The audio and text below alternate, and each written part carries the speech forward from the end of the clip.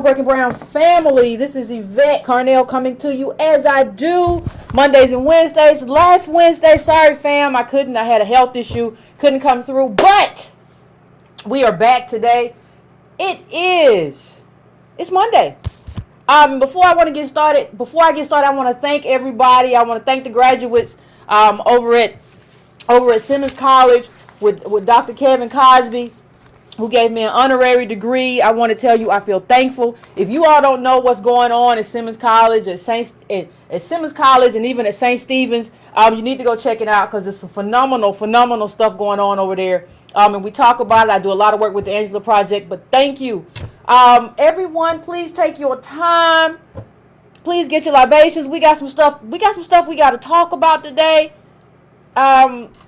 Some stuff I really didn't even know was going on until I turned on the news on, I think it was Saturday, and I saw, oh, this is the day for that. But before we do that, get your libations, get your chamomile tea, settle yourself down, settle your nerves, settle your stomach, do whatever you have to do to get ready to have the conversation that we're going to have. You know the drill. Thank you, Prime Cody. I appreciate it. You know the drill. You know what it is. You know what we do. So if you can, go to subscribetobrown.com. That just adds you to my mailing list, subscribetobrown.com. That one's no cost to you. I just want to have everybody's email letters and email addresses in case something goes down. You know how it is. In case something goes down. So that's just what I want to have. Please do that. Please go to donatebrown.com if you want to donate. BreakingBrown.com is back up. I'm still making a lot of changes to the site to make it be something that we want it to be. But I did put it back up so that you can go there and make a one-time donation or a recurring donation, whatever you want to do. Please please subscribe. Those who don't do PayPal or Moonclerk, you can also go to patreon.com/ycarnell. Please share this with your friends. Please don't be afraid to have the discussion. I appreciate it. Listen, family, we got to have this conversation. Because I don't know what y'all have been doing. I cannot attest to it. But let me just put this image up for everyone to take a quick look at in case you have been hiding up under something. Please take a look. Most of you all have seen it, but just in case you have been hiding up under something and you missed the royal wedding, then there it is. There it is for you. And I turned on my Twitter. And what did I see? Because I come to my Twitter for news that I can use. I came to the Twitter and I found a lot of nonsense. And you say, well, Yvette, what do you mean? Well, wait, just put it back. Put it back for 1 second. Put it back for 1 second. Soak it all in. Because let me tell you. What I heard a lot of yes, and yes, look at her, and they're bringing blackness into the monarchy, and I heard a lot of nonsense. But what I want to do before I get into the nonsense, I have to talk about something else. I have to talk, because what I like to do is frame things, and I don't think you can frame things in a way that matters if you don't contrast that thing that you're talking about with something else. So what I want to do is contrast this royal wedding, which wasn't royal to me at all. I want to contrast this. And we got to also discuss what this royalty is built upon. This royalty that's built upon the oppression of black people in terms of British, a lot of African. You want to talk about African countries. And you want to talk about, people say, well, Yvette, you don't have any solidarity. I actually do. My only difference is where our claim is. My claim is that as descendants of American slaves, my claim is here. Now, a lot of y'all who are descendants of colonized African countries have a claim against Great Britain, a claim against all of that. But instead of doing that, you're kind of viewing Meghan Markle as your reparations. Now, we're going to get to that.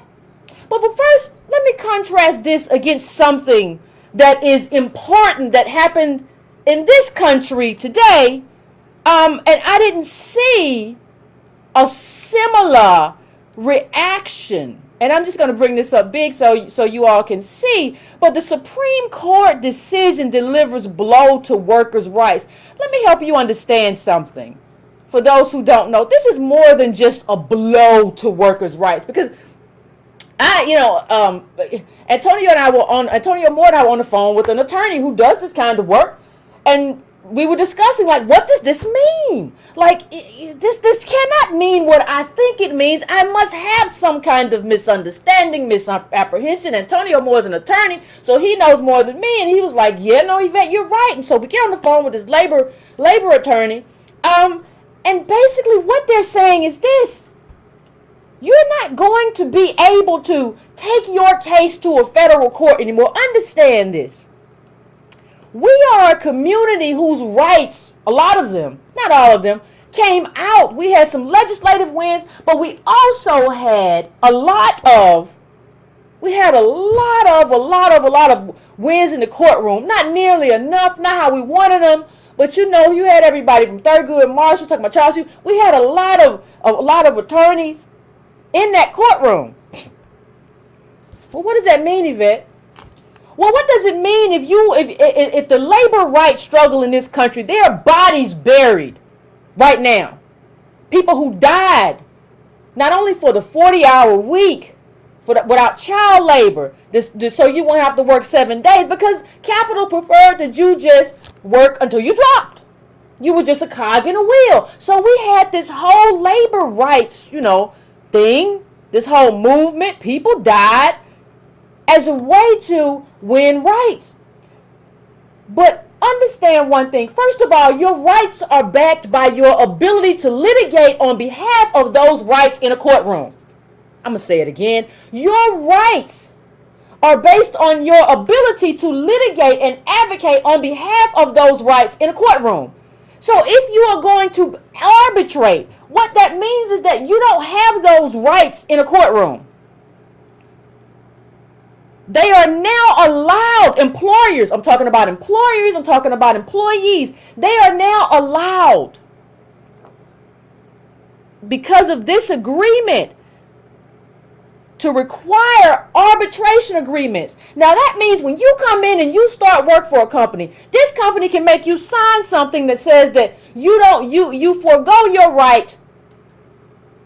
You forego your right to have a class action lawsuit. When you come in, you sign your right away. And if you don't want to do it, what they're going to do now, because listen, what they're going to do now, all companies are going to do it. So when you hear little ignorant people saying, well, you could just go to another company, understand what this tweet says. Within hours of the Supreme Court validating class action waivers and arbitration, law firm Ogletree Deakins has launched an innovative new product that will help employers quickly and conveniently generate arbitration agreements with class action waivers. So what's going to happen is that this whole idea of a free market is pretty much garbage. Everybody should know that by now. So what happens is you have to sign it. If you want this job, and we have high unemployment, if you want this job, then you need to sign it or you go away. Now let's say you already got a job and you slipped in and you didn't have to sign an agreement. Understand one thing. Please understand this, and I want you to understand all of this in the context of this Meghan Markle BS that happened over the weekend. Understand what we're really dealing with as working class individuals. You have to put your name on a case. People say, well, class action lawsuits, we don't get enough money. I'm not saying that we should not have had class action overhaul. But one of the benefits of a class action lawsuit is that you ain't got to put your individual name out there. So you ain't really got to worry about retaliation. You're there with a group of other people who have been mistreated the same way. And the kind of mistreatment that we're talking about, let's say, you as an individual, as a worker, you workers, you have wage theft, right? So the employer has been making you work overtime and you haven't gotten paid for that overtime. And all of you have dealt with that. That's a class action lawsuit, and you don't have to try to do that individually. You don't put your individual name on that. You don't have to go to some kind of individual arbitration for that, right? That's what this means. So understand that as a consequence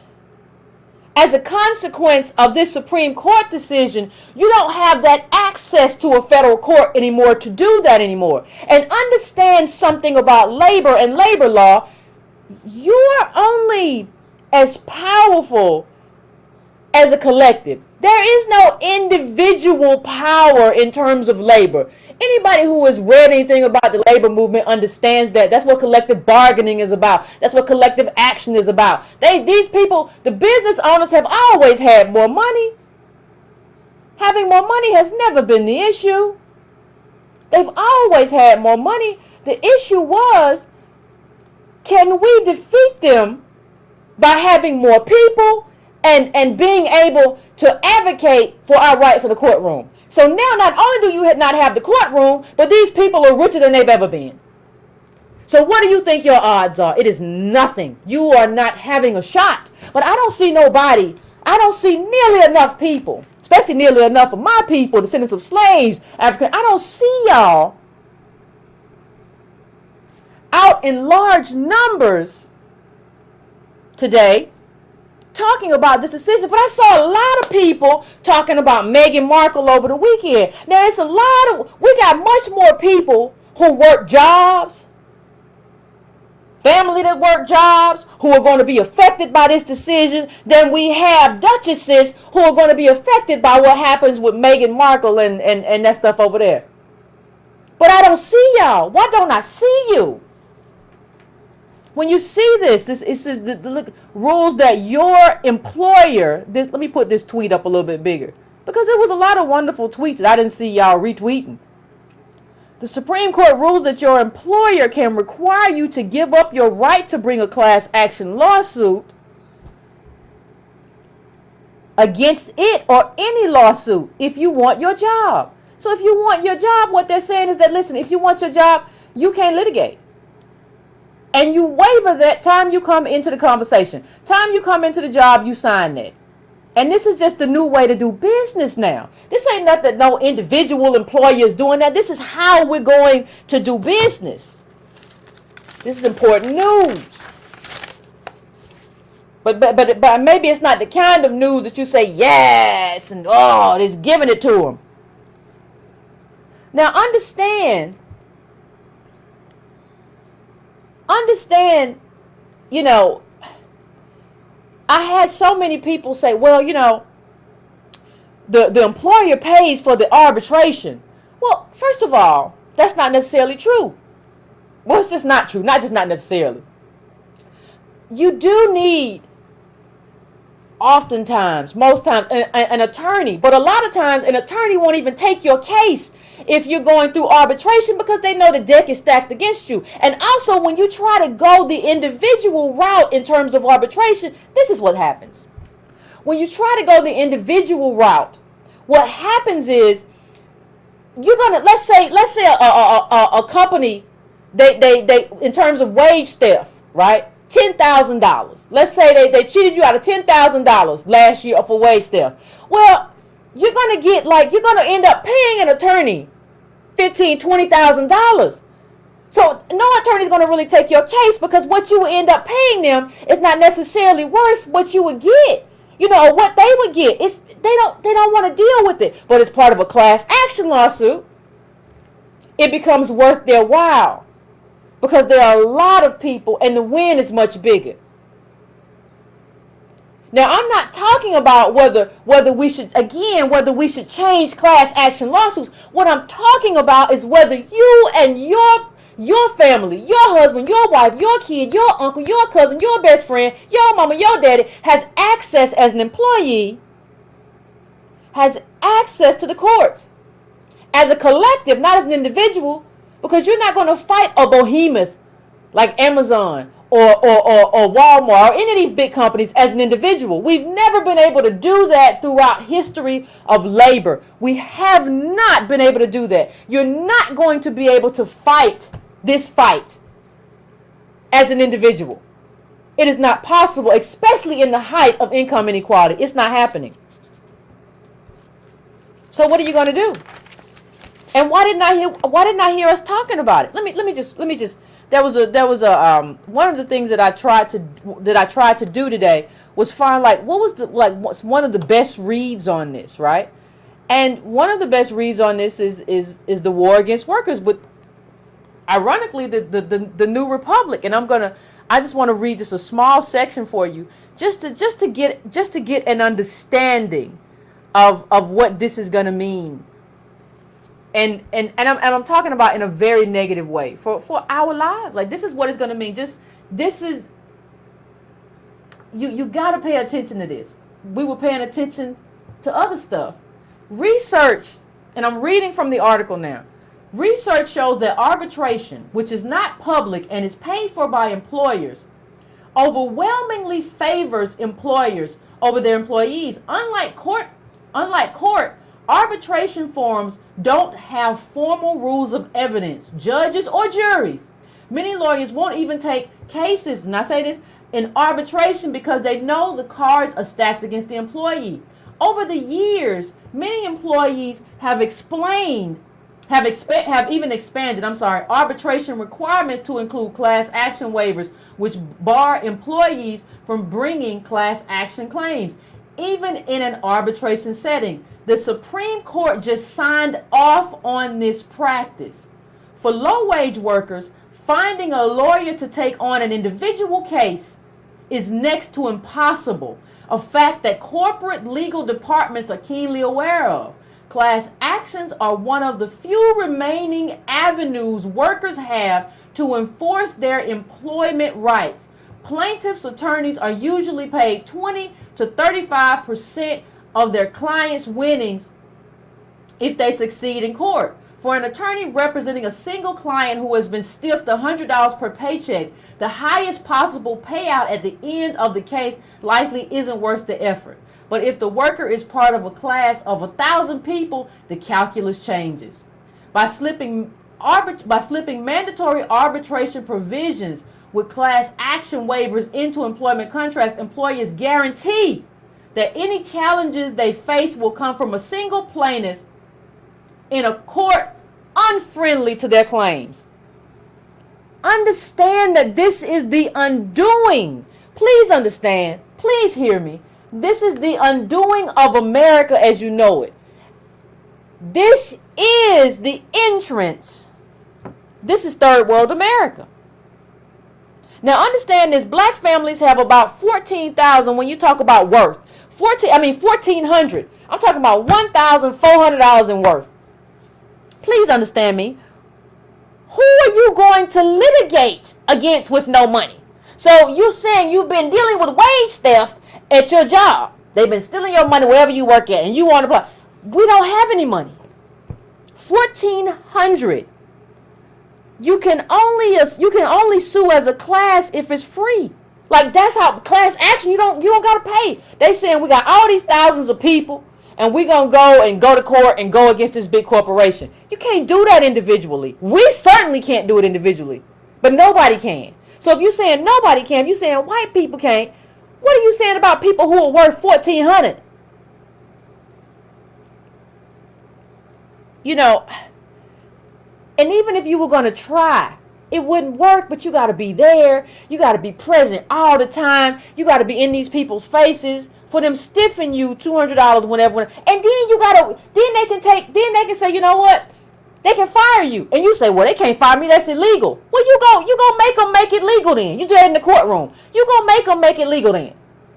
See, because your access, everything that's legal, what is legal or illegal is based on your ability to challenge it in court.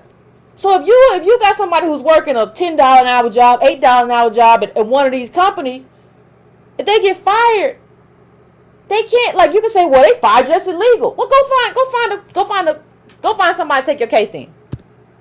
I'll wait. I just told you why they won't. And when I look at it, when I ask myself, and somebody said this to me, well, Yvette, I don't understand how this is important to black people. You were talking about putting money in black people's pocket, and I don't see how this is important to black people. Please look at this. Please look at this for me. This was like 2016. Jury awards California truckers $54 million in Walmart wage suit. That's the court. That's the court. That's the court Because the court is the only thing big enough to go up against a company of this size.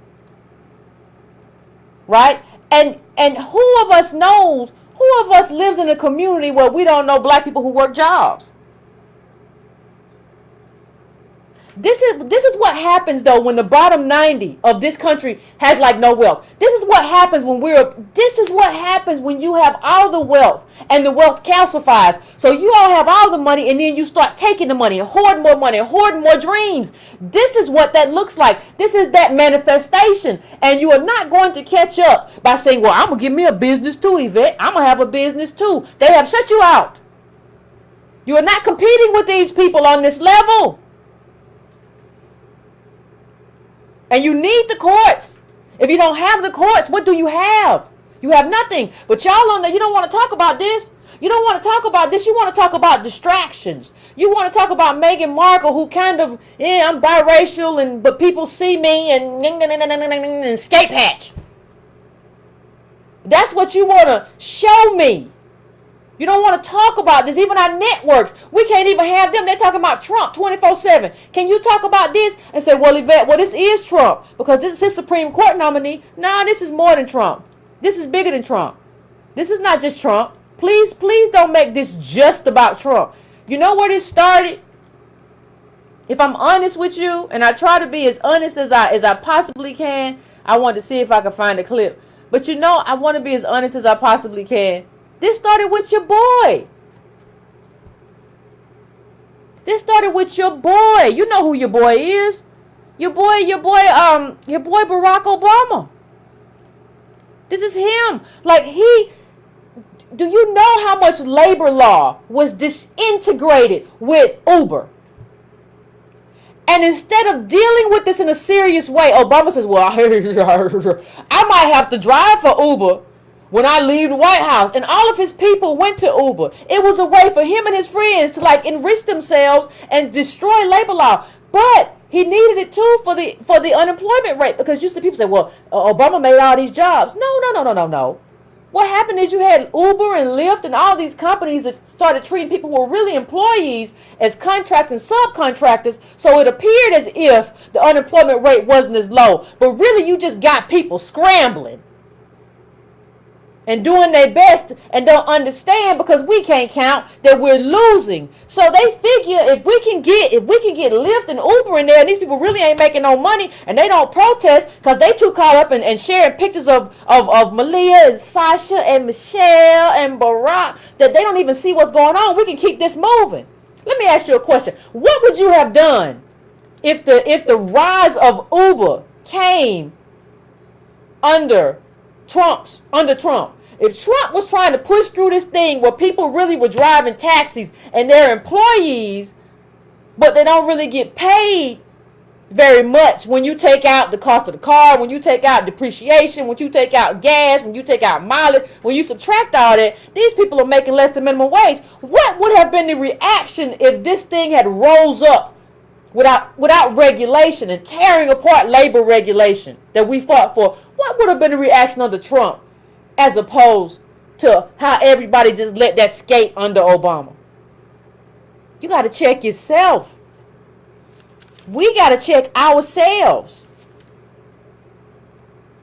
We have to check. Ain't no way around it. There's no way around us saying, look what we let Obama get away with. So now they feel like they can get away with anything. Why not? These little fools just scurried around when Obama was president and act like he could do no wrong. Right? And I had a woman who owned a business and talking about one of her truckers. You probably only got one trucker. 98% of black female business have no employees. That's just the data. 98% of black female businesses have no employees. This don't benefit this is not a black business thing. Well, I'm a black business person, so this is what I want to do anyway. Would you stop lying to me? I'm so tired of people lying to me. Stop lying to me like you got 5,000 employees. That would at least maybe be small, real small, but real, because small business, that would at least be a little small business. You don't have that. Who do you think you're lying to? I get so tired of being lied to all the time. You act like I don't know what I know that I know. And so at a certain point, you're just going to have to start telling the truth or just getting embarrassed. I don't care. But listen, they have all the wealth, and now they have the courts. Now you can't even advocate for yourself, right? They redefining what it means to be an employee, destroying labor law. There's no good labor law without no courts. You don't have any way to enforce your rights. So you have rights, but you have to sign that agreement or arbitration to get a job. So you have rights, but you don't have anywhere to enforce those rights. And even if you did, you don't have enough money to enforce those rights. And we don't understand. We the main people to go to work. I have rights, and not understand. Like, no.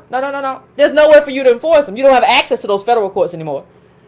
And even if you did have access, like as an individual, you would need a lot of money and a lot of free time that you don't have. So it's third world America. Welcome. So, but y'all too busy with the royal wedding. This is the Gilded Age.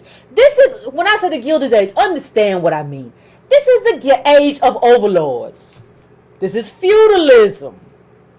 Alms for the poor. Because that's what you do. When you don't have any money, when you don't have any rights, you become a beggar. And that's where we are now. But I'm sorry, you missed that because you were, look at Meghan, and look at Serena, and look, you were doing your thing. YAAAAAAAS.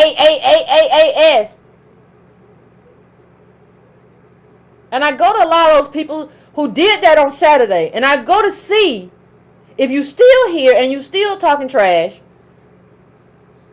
about this, if you're as excited about this, if you're as excited about us being ran by the Carnegies, you remember the Carnegies, we'll just put a little charity out there for you. And I want to see if you're as moved by this as you were by the royal wedding. And what I find is that you are not. You are not. You are not. And so I ask myself, because I don't understand. What does this mean? And how did so many of you derive some type of meaning in Meghan Markle's, mixed race, biracial kind of tokenism?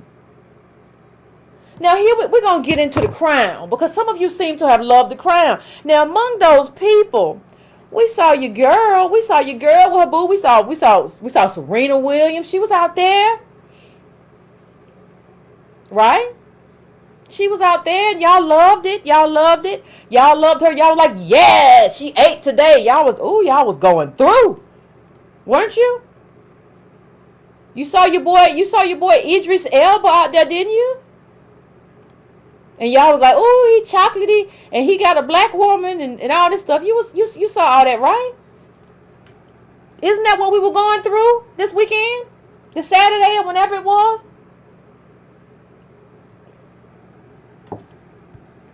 We were going through a lot. Celebrating, understand something. Celebrating the marriage of this. I did a whole show on Meghan Markle where don't use this as an escape hatch. You either in or you out. You can't be, well, I'm biracial, but people see me as mixed, so I'm black, so I'm dead. No. You in or you out. You need to tell me who you are. So we did this whole thing celebrating this woman who's been kind of playing the fence with black people, descendants of slaves, native black people in this country, who's marrying into a family that has been enriched because of the oppression of African countries. Hold up. We got excited about a woman marrying into a family enriched by oppressing African countries, the scramble for Africa as they call it, where they ripped countries of their resources and created divisions in these African countries that weren't even there. And you all are going to tell me that that you anti-African. I'm more African than you. I advocate for you better than you advocate for yourself showing up to that wedding. Look at Idris Elba. Do you know this man? They said, I went online, they said he had parents who were like Sierra Leonean and Ghanaian. How does a person, when we know especially about Ghana and British rule, how do you show up to this wedding as a black person, as a person who descended from these countries that were robbed, that still haven't gained their footing? And this opulence, when you know that the opulence that you are going to see is built on the oppression, degradation, dehumanization, and impoverishment of your people, Idris? How? Now, I understand Meghan Markle come from our country. Her mama's African-American, native black, from what I can tell. I don't know. So, I understand that we play a role in this. I understand this, but I understand, just like my justice claim. When I talk about descendants of slaves, native black people, I say our justice claim is in this country. We are first. We built this country with free labor. What I'm telling you, the Africans who come from countries that were colonized by the Brits, your justice claim is there, and you are not fighting for it, not nearly enough. I saw a great video from Sky News that showed where people were saying, we shouldn't be doing this. We shouldn't be going for tokenism. I salute those black people in that country, those black Brits who understand. But what I'm telling you is that my justice claim is not in Britain. That's yours. And what are you doing aside from showing up to this? And how are we as native black people in this country in solidarity? We should be in solidarity with black people, with black Brits, and what they have dealt with in terms of colonization. I want you to get reparations from Great Britain. I want you to do that. And you should want me to get reparations from America. I salute you, and I want you to do that. But you're not going to do that by showing up to the oppressor's wedding. You're not going to do it that way. Let me tell you something. It should be. You would never see a Jewish person show up to the family, proud family of a Nazi's, kind of like a Nazi's wedding, would you? You would never see them marry into a Nazi family. No, I'm never doing that. You have enriched yourself from the oppression of my people. You are an enemy, especially if you have never given us back what you stole. You are an enemy, right? So, what I will say is, isn't how is this guy? We're talking about Prince Harry. How is this guy not an enemy as well? How? I mean, please, I don't understand how you can take he showed up with the swastika thing, but he ain't know. He was a little confused. He didn't really understand. He later apologized. No, I know who this dude is. I know who he is. And I know what you married into. And let me tell you what you don't get to do. You don't get to come back later, Meghan Markle, and say, well, it didn't work out. They was real racist to me when I got there. You knew what it was when you signed up. You finished. Who would want their family? What black person will want their family to marry into this person, to this family, and view this? See, we don't understand lineage. We say it's not about lineage and color doesn't mean. They understand lineage. The royal family is built on lineage. That's what it is. That's what that blue blood stuff is. It's lineage. And it's lineage, that wealth is passed down through lineage. And it's built on the backs of that colonization of African countries. The scramble for Africa. Let me just read you something real quick. I think I got it in here. In 1922, the British Empire had 1/5 of the world's population, over a quarter of the world's land area. It was a slave trader until 1807. And let me show you an interesting poll. It looks like most British people don't really have a problem with the history of colonization. And I don't know why they would if the black Brits and everybody else is just going to show up to the wedding like it's their wedding too. And it's really your country too. Like you really got what you were supposed to get too. I don't know why you even would. It don't make no sense. But this is where we are. And I have to give a shout out. I have to give a shout out to News One. When black media is doing bad, I crunch you. But this is the second time in terms of betting and in terms of here's why News One won't be covering 1 iota of the royal wedding. Kudos to you. Kudos to you. Good for you. That was the right decision. Because everything they have, this scramble for Africa, these when they talk about these divisions, when you talk about Sudan and the war in Sudan, right? These are divisions that they created when talking about the Brits. When you even talk about when you talk about Rwanda, it wasn't the Brits, I think, and then Congo was the Belgians, right? But all of these countries have destabilized and robbed your country. You don't get to show up. You don't even get to play. Well, Yvette, they had some gospel singers and a little slave singing. The slave singing that we had, the gospel that we have, is built off us singing through our oppression. You don't get to have that.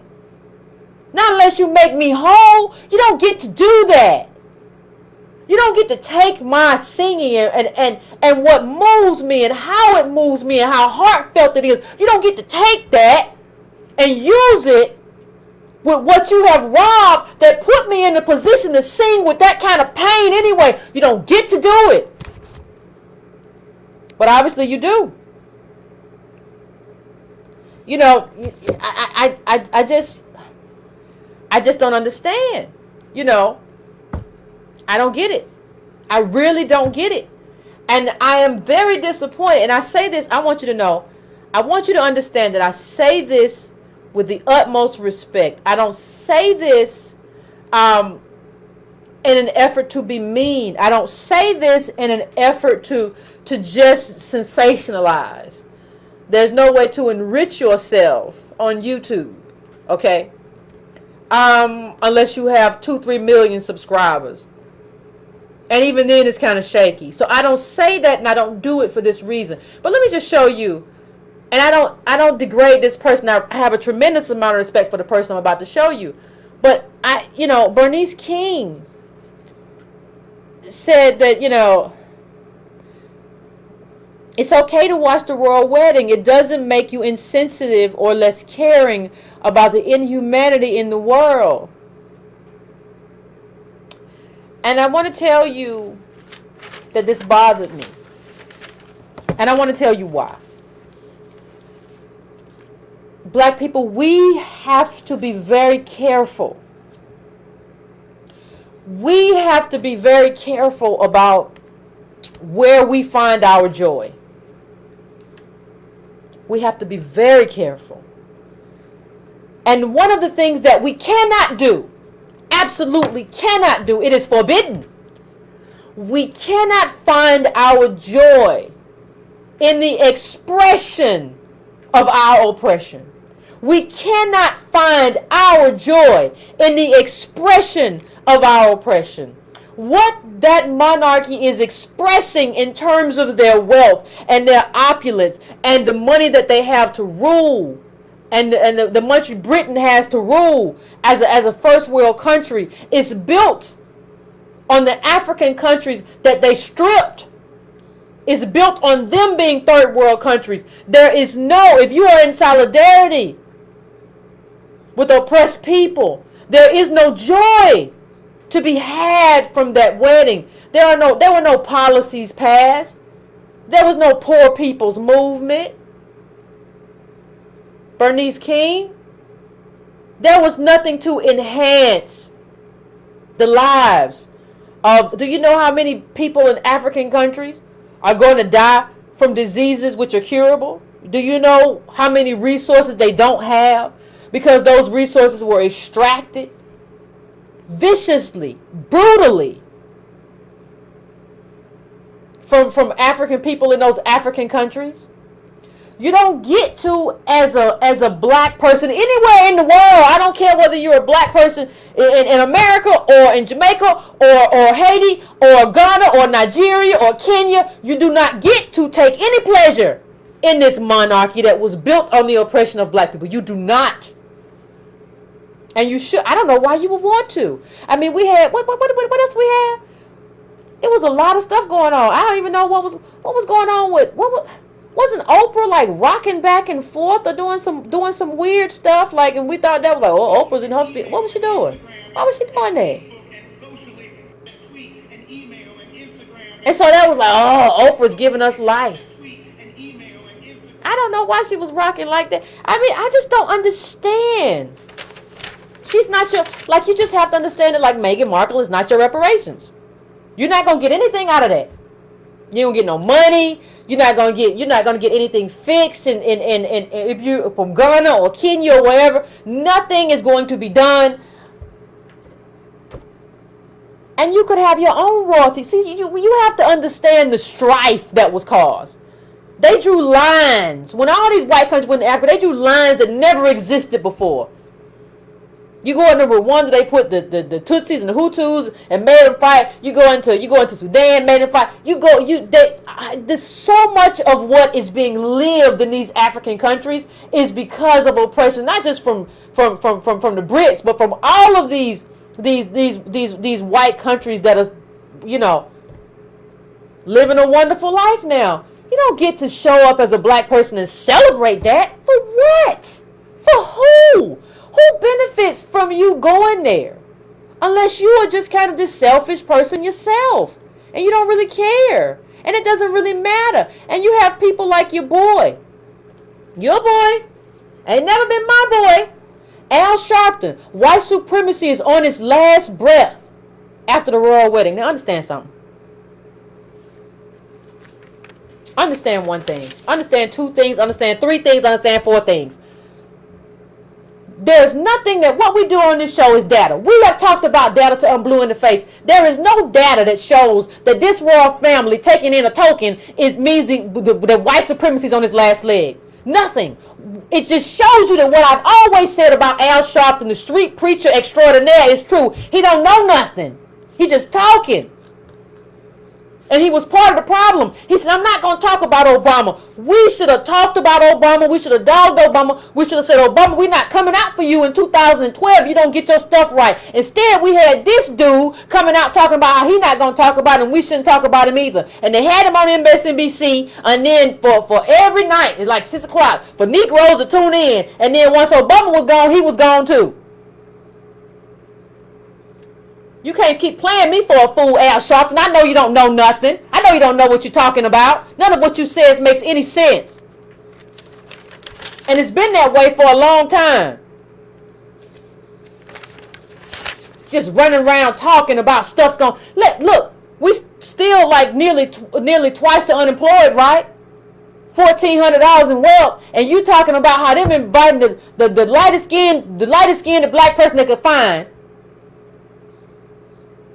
Biracial means that the white supremacy on this last breath. What is wrong with you? And what is wrong with the people who still listen to you? Jesus, I just don't understand. It doesn't make any sense. And you know what? While I'm on this, can I say something else? Stop saying, I saw a lot of people saying, well, you know what? I loved all these black people in here making white people uncomfortable. There's no inherent value in making white people uncomfortable. If you are agitating for something that enhances the material goods of black people, whether it's black Africans or native black people in this country, whether you are advocating for health care, whether you are advocating for reparations, whether you are advocating for free tuition, whether you are advocating for them to clean up the water in Flint, that sort of agitation that moves us in the direction of advocacy for something that enhances our material well-being, that is beneficial. You advocating just to make white people uncomfortable doesn't change the fact that they have everything and we have nothing. I don't care if they're uncomfortable. I don't lead my life to make people uncomfortable for no reason. I'll make you uncomfortable if it means that it gets me to something that benefits my collective community, but I don't benefit from you just being uncomfortable somewhere, having me walk in. Oh, look, they see us come in. They know we doing stuff. They don't care. Their money means they don't have to be around you after this is over with. Don't you see? They don't even have to be near you once this is done. Don't you see? Doesn't matter. It doesn't matter. Like, that's what Kamala Harris did with Sessions. Well, she made him uncomfortable. What has his uncomfortability meant in terms of mass incarceration? Please tell me. I would love to know. We love a spectacle. And that's something that we as black people all across the globe have to grow out of. I don't care about a spectacle. Where's my money? You stole it a long time ago. And you stole it at a different point when you stole it from Nigeria than when you stole it from the Africans in this country who became slaves and became descendants of slaves and slave masters. And you stole it at a different point than you stole it from Kenyans. And you stole it at a different point than you stole it from Sierra Leoneans. But we all have the same question. Where's my money? I don't care about making you uncomfortable. As a matter of fact, I don't care at all. But where is my money? I've been looking for it for a very long time. And me not having it has been at an expense to my health and my life and my livelihood and my kids and my family. Where is my money? I don't care about Meghan Markle. I don't care about Prince Harry. But where is my money? And where is my people's money? Where is my people's money in this country? And where is my people's money over there? Where is our money? These are the questions that I won't answer. Where is my money?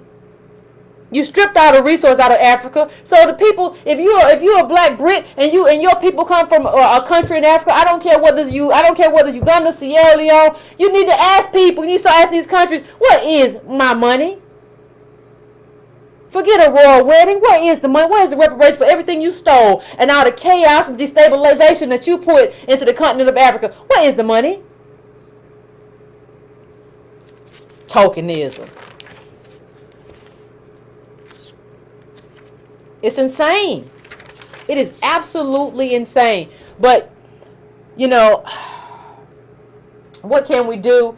I want to get started with the calls in just a second. So I'm going to, because I really want to hear what everybody has to say about this. I got a few more things to say, but I want to hear what everybody has to say about this wedding. I'm sure y'all watched it, and this Supreme Court decision. So we're going to have a conversation about it. I'm going to give me like 2 minutes to set the phones up. And we're going to come back and we're going to talk. Stay with me, Breaking Brown fam.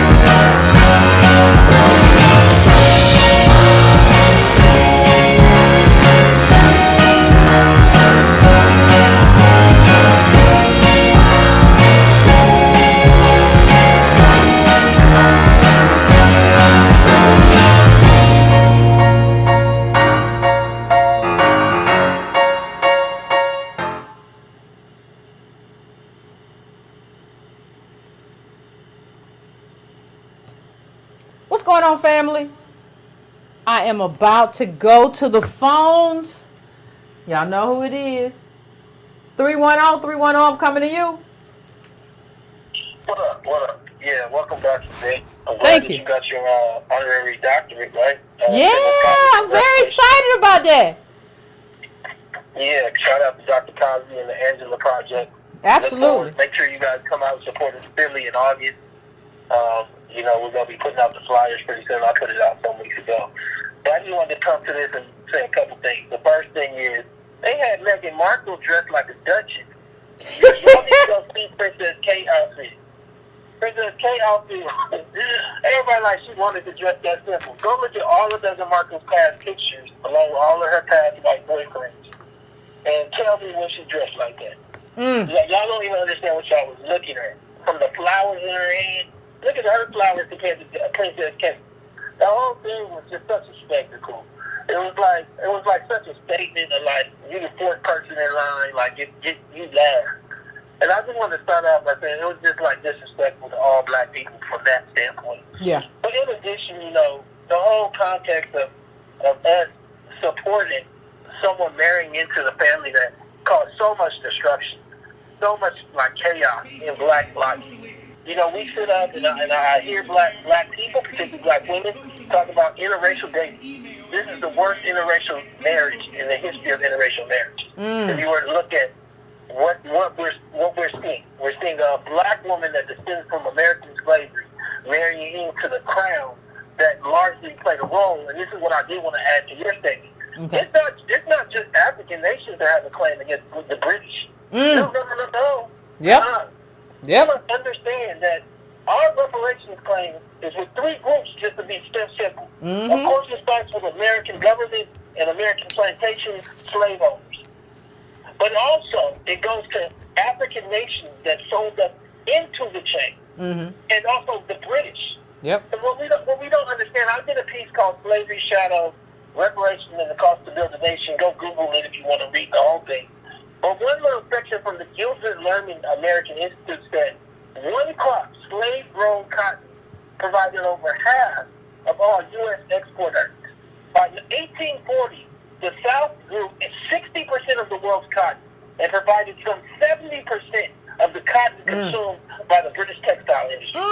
Slavery paid for a substantial share of the capital, iron, and manufacturing goods that laid the basis for the American economy. Wow. So I say this to say, you know, the cotton we made went to the British. The slaves that came from the British. The banks that owned the plantations were often British banks. The British were just as much tied into slavery as the Americans. Yep. We can't forget that when we look at that crown. Absolutely. And I think right now we don't understand that, but that's all right. The fact that your family don't have enough wealth will begin to become very, very real for you. If you think it's been real the last 10 years, you ain't seen nothing yet. And I say all that just to say, one thing that I really want to make clear is, y'all don't have enough. You know, I'm trying to tell y'all don't have enough. I watched the last episode of Atlanta a little late. But for those people that haven't watched Atlanta, go support that brother and support that show. It's a powerful show. But in the beginning of the episode, they have a powerful scene about these two struggling young black people and an older black teacher that tells them basically the school that Lobby, their child goes to, is a slaughterhouse. Slaughterhouse. It's not designed to be nothing but somewhere the child's going to die. And so I say all that to say to you, where we're at right now is you're not raising your kid by dropping them off at a public school. You must figure out how you're going to transition them into adult life. Part of the reason you don't have enough to do that is because of the crown that Meghan Markle married into. I'm just saying that you need, I'm telling you like this, each one of your kids, you should be able to get him $100,000. I know it sounds like $1 gajillion to black folks, but for Americans, might well be a trillion. Reasonable. If you got college goals and you want them to get a home, you should be able to give them liquid $100,000. Here's the problem though, Yvette. I know the data. None of y'all have it. We only got 1.5% of black folks are worth more than $1 million hard, and they're almost all boomers. That's their pension and their house and coming up during the New Deal. So who has $100,000 for 2, maybe 3 kids? Nobody. Nobody. This is where we're at. We're in a place where we can't afford to be in the America that our families do. And we up here watching Meghan Markle. We up here watching the NBA draft. I just did or the NBA finals. How many of y'all got a husband in the other room watching the NBA finals while Yvette talking about it? I did a video today on the internet, and you know what I talked about in the video was about the fact that, you know, when I look at the data, it's more black men incarcerated in America than all women incarcerated on the whole planet. I don't know how we got here when that group descended from American slavery. I think we already paid our debt. Maybe it's somebody else's time next. Nonetheless, I just want to say, again, congratulations. I want to tell everybody, man, that was not a celebration of a moment for us to look at all. Down to that cello player that's from the Sierra Leone. He is not of you or from you. Your family's struggling. His family is from the Sierra Leone and very wealthy. That's why all the kids can play advanced instruments. Thank you. Yeah, I can't play nothing. Thank you, Tom. As always, thank you. Yeah. I mean, it's just the truth, though. And one of the things that has to happen, though, we have to get comfortable with the truth. Because we didn't create the truth. It's not our fault. The truth is just the truth. We don't have enough. We built this country, and then when we tried to do something, the government of this country put its boot on our neck and said, no. We're going to let these white people compete and build, and we just going to let the mobs follow you, and we going to set up policies to put you in place, and we're not going to let you do anything. And so, and what Antonio said is true. When you read the half, it's never been told. Like, we didn't just build America. When you look at Great Britain, when you look at all of that, we did that. It's like just as I mean, when I think about who we are and what we should be advocating for. I'm going to the next call. I'm going to 203. What's your name and where you calling from? Hey, hello, this is Drew calling from Stamford, Connecticut. Hey, Drew. Hey, so I wanted to call in because something recently happened, and I'm curious about what your thoughts could be about it. I belong to a Buddhist organization, and as a member of that organization, the Buddhist group is a white space, essentially. Ooh, what kind of group? What's the name of the group? Challenge that. Hello? What's the name of the group? You said what group? Yeah, I belong to a Buddhist organization. Oh, Buddhist. Okay. Yeah, Buddhist. Yeah, but the Buddhist organization essentially is a white space in itself. Okay. And I wanted to challenge that by operating more authentically. And I encourage somebody else who's a member as well to operate more authentically in their blackness. As a result of that, it's kind of intense. They started to become uncomfortable. Yeah. And eventually they reported that we were creating an upset. Now, when I said operating authentically, it simply meant to talk about our struggles without making it neutral. To talk about our experiences in a way that made it understanding that it's a problem within a system and not just something that we're struggling with ourselves individually. That made white people in the space feel, unfortunately, very uncomfortable. They reported us to a leader, and that leader then threatened... All right. I would expect that in a Buddhist... okay, but what's your question for me? Because you went to this Buddhist space and tried to do something. My question is that, like, would there be an opportunity for me to, like, throw some kind of lawsuit into this experience? Because I want to thank you, brother. I want to thank you for calling in, but I'm gonna let you go. You went to this Buddhist space and they didn't want you to be there, and no, ain't no lawsuit. Find you a nice Christian church and black church and call it a day. Ain't no, like, you went to this Buddhist space. They don't want to be bothered. I understand, brother, and I empathize. But you gonna have to fight the black. Listen, if you're doing religion, the black church is our institution. Like, you try to bring a lawsuit against these white people in their Buddhist space, call in here. Anyway, I'm going to 773. What's your name? Where you calling from? This is John, Yvette. How are you tonight? I'm pretty good. How you feeling? I am feeling great. Good. A little bit confused by what took place over the weekend, and I am so glad that you brought this Supreme Court decision to light for people to see. I am an independent contractor now. I own my own truck.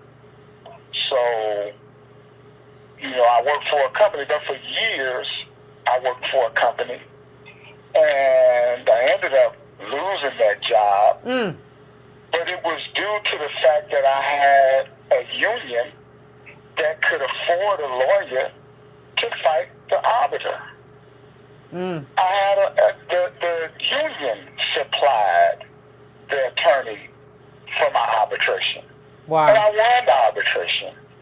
But that's the only reason I, as an individual, could not have fought the Chicago Tribune. But the union, hold on, let me make sure everybody understand. Let me make sure everybody understand this, Carla. The union is collective workers. That's what the union is. It's a group of collective, it's the power, it's the collective power of workers. So you won that through the collective power of workers because you went through the union. But I'm sorry, but go on. I just want to make sure everybody was clear.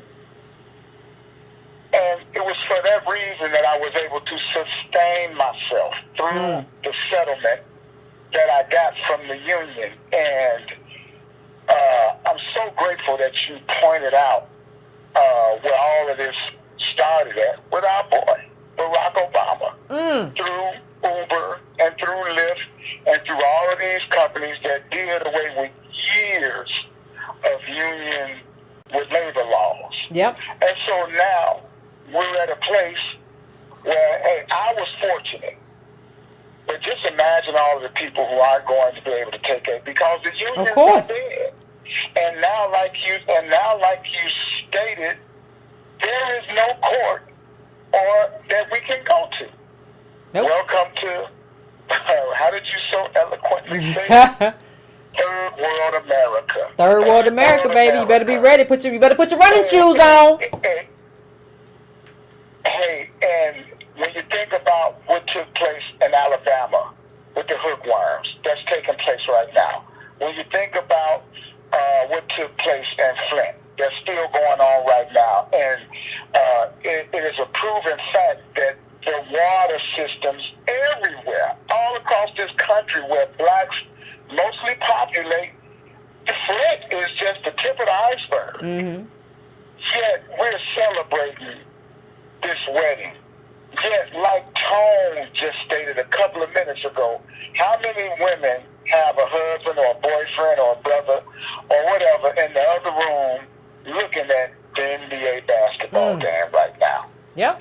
And these are probably people that are unemployed, underemployed. Yvette, I want to say one other thing and let you go because I've been looking at all of your shows. Thank you. I appreciate it. And yes. I decided to get a shirt made because I was telling you about the other shirts that I got made last time we spoke. Okay. But I went into the guy who makes my T-shirts and I said, I need you to make me a T-shirt. Race is a con. He looked at me like, what do you mean race is a con? I said, hey man, I mean, you need to think about it. And think about this wedding as I make this statement. As Eldridge and those black Brits have been lulled into a false security of normalcy with their white British counterparts. Just like we get to experience Asians, Hispanics, Irish. They have all been able to come over here, as you stated, and it's a fact, to just assume normalcy. Because the Irish could blend in and just look like they white.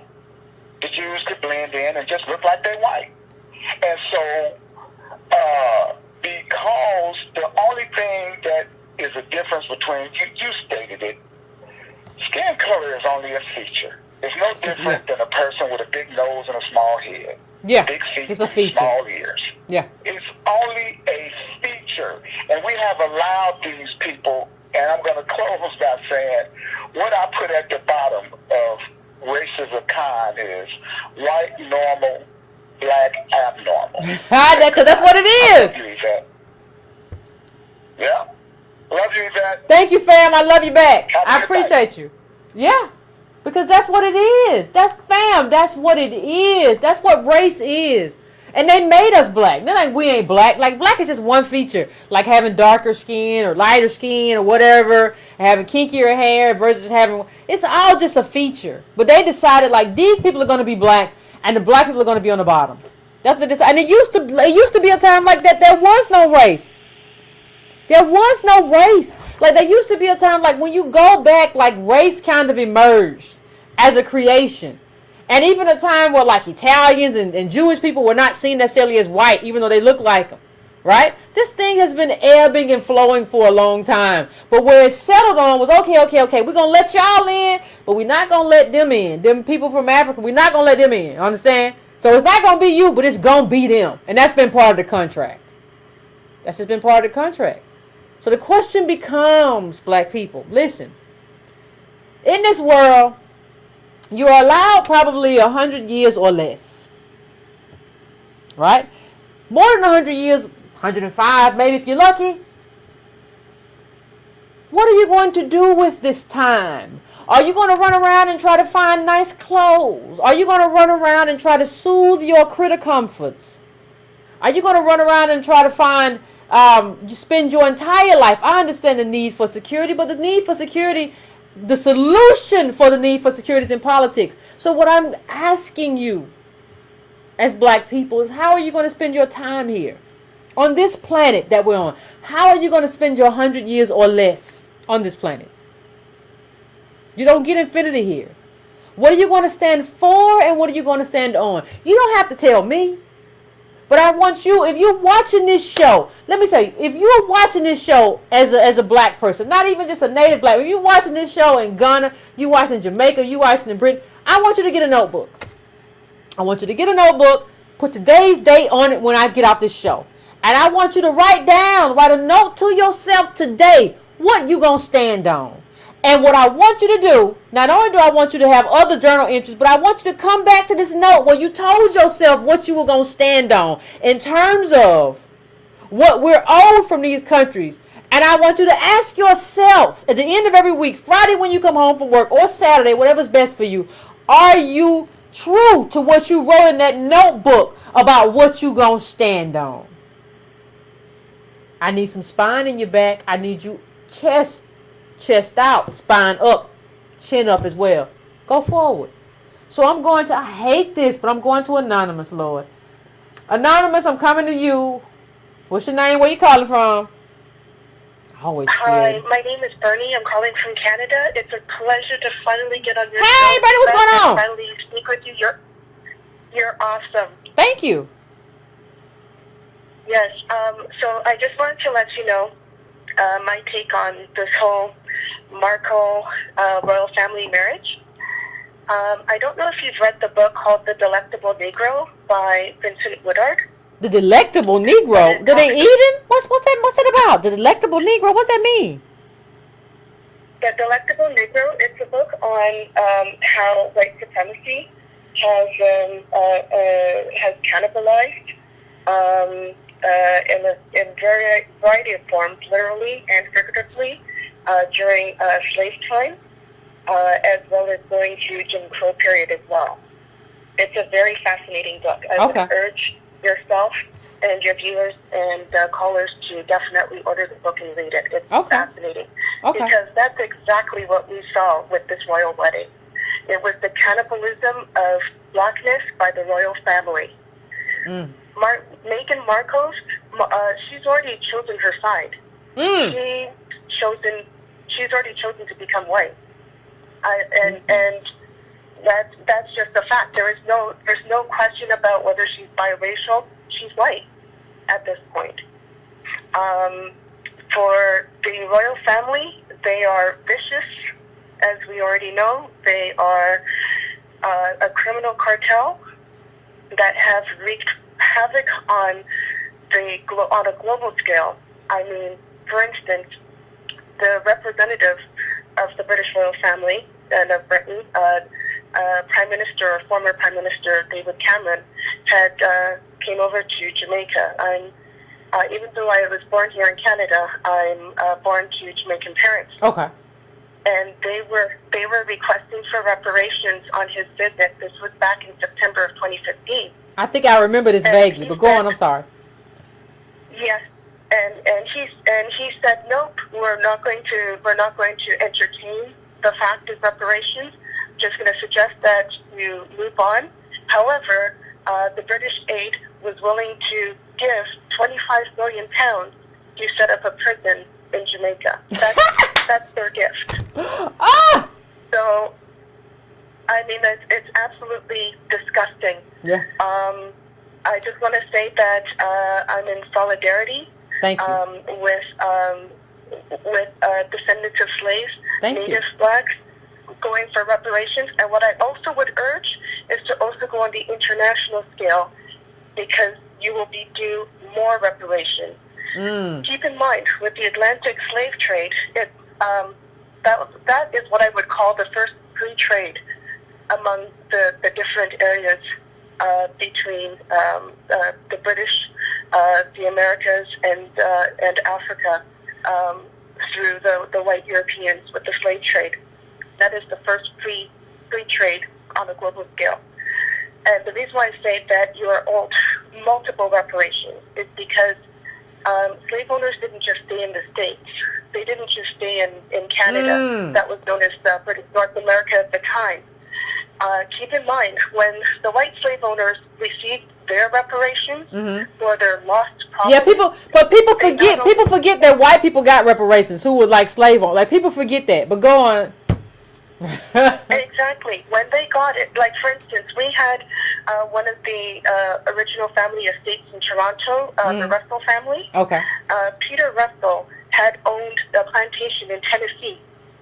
And not only did he, so when Canada here, they ended under the British North America, the slaves here, or slavery here, he got reparations here. And he also got reparations when the U.S. ended their slavery over there too. Yeah.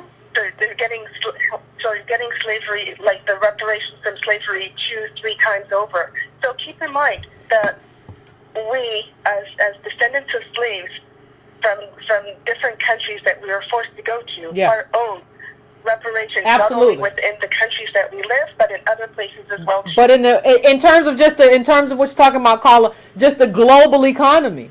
The global economy it was all interconnected by that time. You're absolutely right. You're absolutely right. Thank you, Carla. I appreciate you.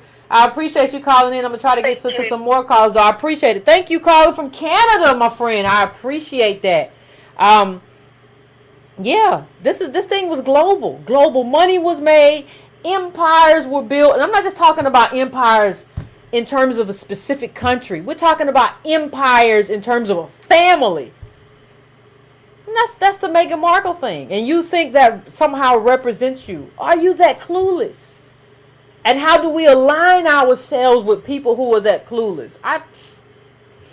I'm not bothering with you, Serena. You don't mean nothing to me. I'm not bothering with you, Idris. Your parents should have taught you better. There's nothing I can do. But I'm not going to align with you. I'm not going to talk about how good you look. Oprah, I don't know what you was rocking about. In that, I don't know what kind of music they was playing, but you got some other issues. Anyway, 347, I'm coming to you. What's your name and where you calling from? Hello? I'm here. You on the line? What's going on? What's on your mind? Oh, hey, Yvette. What's up? It's Jenny from Brooklyn. Hey, what's going on? Yeah. It's been a long time since I called in, but the plantation got me working. I understand. Yeah, so I just want to give my little 2 cents on this wedding.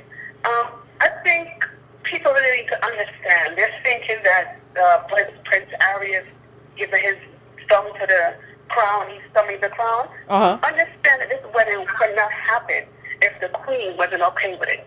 Let's not forget how this hierarchy works. It starts with her. If this woman, Meghan Markle, was a black-skinned woman with big hips and big butt and big breasts, and the same locks that her mother had with a nose ring, she could be his concubine. She could not be his wife. Yep. Understand, this man is like 5th or 6th in the line for the crown. So children at the bottom of the barrel. This marriage is insignificant. They're just doing it, but that's what you want. The queen has no problem with it because it's not going to change anything. This wedding is a slap in the face. For black people to go there and cheer on this wedding, for black women to say, oh, I need to get me friends like Megan. My friends introduced me to Taiwan and Tyrone. Tyrone is your mother. Tyrone is your brother, your father, your cousin, your great-grandfather. He's your neighbor. That's your circle. You don't have the same circle that she has. The fact that she has somebody that can introduce her to the British family, you and her not in the same circle. You're not in the same class. You understand? I don't know much about her mother's history, but the little bit I've been catching here and there, it says that she was married to her father, was mistreated by the father's family because she was black, was mistreated by his children because she was black, and he turned around and divorced her. That has a lot to say about her and her blackness. And this is what we're going to look up to. Yeah. This is what I'm going to look up to us and praise her mother. Praise her mother for what? She was running from blackness, right into oppression. This man, and what they say is true. This man was abusive towards her. She put up with a lot to his family. He still turned around and divorced you. Stole the mother, stole the daughter. It's no different. I don't understand to know that this marriage took place on Malcolm X's birthday. Dear God above me. I mean, how much say it, Malcolm X's birthday. This stuff is intentional to me. Malcolm X's birthday. Come on, man. And you think all this is just coincidental? You think the crown is that stupid? I don't understand it. This is going to further divide black women and black men relationships. It's already straight. And black women are going to go around talking about, yes, girlfriend, sister, girlfriend, I deserve me a prince. I deserve me this. No, boo-boo. You 60K student loan debt. You got to clean that up. Ain't nobody picking you up. Nobody's picking you up. You ain't running those type of circles. You too black for that. Look at the circles that she runs in. You don't run in those circles. I don't get it. I couldn't watch it. I still want the reparations that England owed Jamaica. I want it like yesterday. When I'm seeing her with this dress that looks like a goddamn garbage bag. It was paper mache. It was a paper mache dress. Friend, it was a paper mache dress, my Jamaican friend. It was a paper mache dress. Yeah, come on. I want my money. Jamaica, there's so much uproar. We have no opportunity. The countries are like vigilante, death, left, right, and center, all because of the British crown. And you're going to sit down here and have this half-white woman sitting down there with this garbage bag that's worth how much thousands of dollars we can't get our money?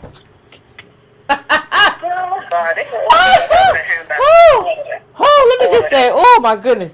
Oh my goodness. Let me just say, like people, everybody from Jamaican ancestry. When y'all say you understand me, I just sit straight up. What? What happened? What happened? You said what? Y'all understood? Y'all be like, you understand me? Yes. What was it at? I don't know. It went through the room. I don't know what happened. But thank you, Carla. I appreciate it. And I think you broke it down, friend. You broke it down, my sister. You broke it down. Let me just say something. She was talking about, that was a paper mache dress. That wasn't the dress that the other woman who was married to the brother of Prince William. It wasn't that dress. You wasn't getting that dress. You wasn't going to show her up. They put you in a little paper mache toilet paper thing. And let me just say, what the caller said was very true. What happens is, in terms of a lot of black women, what I saw was, okay, so on Saturday, you're going to be like, yes, Meghan Markle, get you a prince. That's what you're going to say when she marries this white guy from the monarchy. But then on Monday, you're going to be like, why black men don't like black women? That's messed up and you should marry your own. But you was just cheering. Like, I don't need anything right now but some consistency. However you feel is however you feel. But you can't feel one way about Meghan Markle marrying this white prince with all this opulence and money that's based off the oppression of black people. But if you see a black man with a white woman, well, see, they don't never date. That ain't right. I don't agree with that. I don't agree with that one bit. I'm a queen. Wait a minute. No. That's not how any of this works. That's not how any of this works. Be consistent. If you're okay with interracial, you're okay with interracial. And I'm tired of some of y'all who talk about, I don't like interracial dating, but you got 5 best white girlfriends. What do you do that at? Well, wait a minute. You can have all these inner white relationships in your own personal life, but then when somebody dates when you see a black man with a but Rebecca is your best friend. Just be consistent. I know that we're gonna all, well, not all, But, you know, people are going to intermix. This is a country or whatever. But you don't get to have, like, 5 Rebeccas and then be like, look at him. What you doing? What you talking about? Tamika ain't your friend. I ain't seen no Tamika when you come around. I saw Jessica. So, anyway, I'm going to the next caller. The next caller is 916. 916, what is your name and where you calling from? What's on your mind? Hello, Yvette. Thank you for taking my call. What's up? I actually called you before when you did your other Meghan Markle show. I was in London at the time, and I called you then. Oh, appreciate it. I remember. Yeah. So I'm back at stateside. Thanks again for doing this show. I just wanted to say that I felt it was an absolute spectacle in order to placate Black Americans specifically, but not Black Brits. And I feel like it was now that's intentionally interesting. to placate us, but not them. It's like we were the ones who were up early, hosting parties, drinking tea. Many Black women here who were super hyped. Really? And I'm pretty sure had the event taken place here instead of over there, it would have been like Obama's inauguration and perhaps very saturated with a Black presence showing up early to support this event. But if you look or revisit the footage in the UK, where there are millions of Black people, Black Brits, it's a sea of light outside. That whole procession where they drive through the countryside and Windsor, we can't find a Black face. Wow. And that's really telling to me. That should tell you something. There were no groups of Black women in church hats in Windsor that supported it. It was just Oprah. It's true. We were. But they, it was Oprah and all of us here. But they weren't. And I feel like the Black Brits really just aren't having it. And unlike us, they don't confuse Black celebrity with Black politics in the way that we do. And something we always say that is always so well put is that we as a people don't have rules for our group over here, but they have rules for their group over there. And when I lived there as an African-American descendant of slaves, I was not one of them. And I was fine with that. I had friendships, but it was very clear that there was a distinction between who they were and who I was. And over here, we don't have. But see, I make that distinction. Identity. But see, fam, I make that distinction. People say I'm divisive. I make that distinction openly. Listen, I'm Native Black. I'm not you. You not me. I make that distinction. You have to make, and it doesn't mean you feel people are less than you. But I understand that there are differences in terms of my contribution to this country and who I am in this country. We have to start being able to do that and understand that doesn't like I don't have a problem with a Black Brit making a distinction between me and them. I understand it is true. You can't, if you come to this country, have a problem with me making a distinction between me and you. It's just real in terms of what I built in this country, and you and your ancestors wasn't here, so you didn't do it. So you need to follow my lead. Absolutely. And so they don't get that, but it's not a division. It's just the truth. No, but that's the truth, and we need to be clear about people who want to be biracial. They want to live in the gray area and not claim Blackness. Yep. And it's what Obama has done. He wore blackface, and now she is. And what is so confused about our group is that we don't have these rules about who's in and who isn't, and then we become confused ourselves, and we want to support, quote-unquote, Black love, what Black love means, and we love the Obama marriage, but yet we can't stop watching Scandal. And then we want to, support shows like... Hold on, caller. Hold on, caller. You said something... Like a Black family... You said something real deep, so I got to stop you for 1 second. You said we want to talk about Black love, but we can't stop watching Scandal. That's true. But the second part of that is people want to go and talk about how Black Meghan Markle is and all this stuff. But do y'all remember that her first husband was also white? How Black is she? She's been trying to opt out for a minute. This is her second marriage, and her first husband was also white. So why you claiming her like that? Like she really be checking for Black men or checking for Black people? Because she got... Child. Anyway, I'm gonna let you finish. I'm sorry, Carl. I just had to interject that. No, it's okay.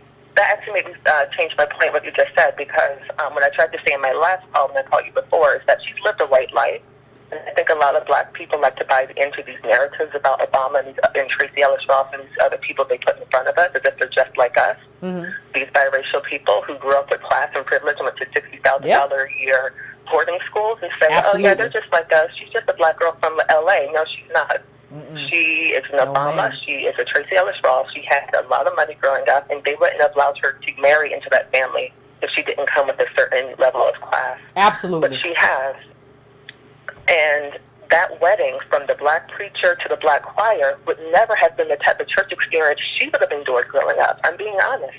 No, that that's is true. not the type of church she went to. No. Like, that whole service was a fabrication. It's something that placated us and our sentiments and what we wanted to see in a wedding. But that's not the type of wedding. If she were to have a wedding behind closed doors, Absolutely. she wouldn't have had that type of wedding at all. So that's all I wanted to say. I don't want to hold up your line. Thank you again that was for doing profound. the show. I adore you. I love you. Congratulations on your honorary doctorate. Thank you. I appreciate you. I appreciate that call. That was profound, caller. That was profound. I appreciate that call. Yes. Yes, that was not to play. She wasn't ever doing that. She wasn't ever even trying to. I think if she had been raised in like a black community, not just have a black mother, but like you were raised around black people, I don't think she, even with how she looked, with being light skinned, I don't think, and half white, if she had been immersed in blackness, she still wouldn't have got through the gate. She still wouldn't have got through the gate. It still wouldn't have happened for her. And that was to placate us. Like, come on, man. If you've ever been to like a black church or whatever, like, she ain't been there. I was telling somebody over the weekend, like, I like to hear, when I listen to music or gospel, I want to hear Shirley Caesar, Hold My Mule. I don't want to, like, but she ain't, like, you're talking to a person that don't know, when you bring it up, that don't really know what you're talking about. What about a mule? Like, that, they don't, but we accept that it's all black, and all black the same. It is what it is. It's all just like this lie that's intended to just, like, further oppress us, man. That's just what it is. So, I mean, I don't know what, I'm going to go to the next call, though. 424, I'm coming to you. 424, what is your name, and where you calling from?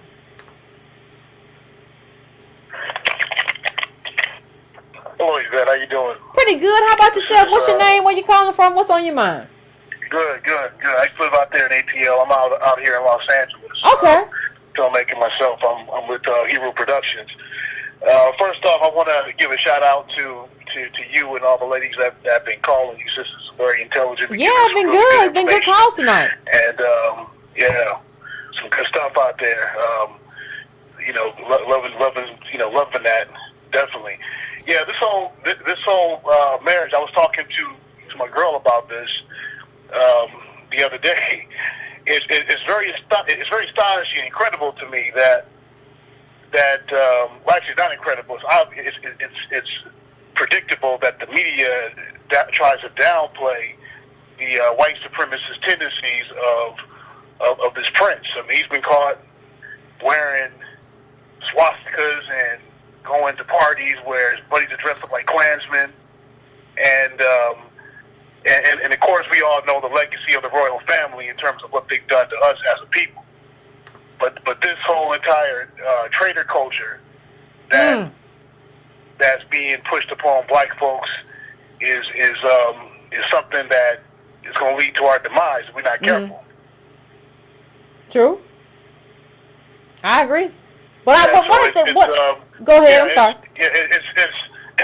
It's pretty crazy, like what the sisters just said before about the show, about Scandal, and it seemed like we want to, we want to have every reason, excuse to advocate and be a part of every other group except for us trying to help each other. Black men, black women helping each other. I mean, you got people like Ava DuVernay, for example. She's going out of her way to march for white women, but she doesn't want to stand with black men to try to get more black people, into the industry or to get us to help us. The thing is, she did the mass incarceration documentary. So I'm not going to get on Ava DuVernay. I just don't think we understand our own limitations, and I don't think we understand the importance of it. She did that, but all I'm simply saying all I'm simply saying is that she speaks about R. Kelly. She talks about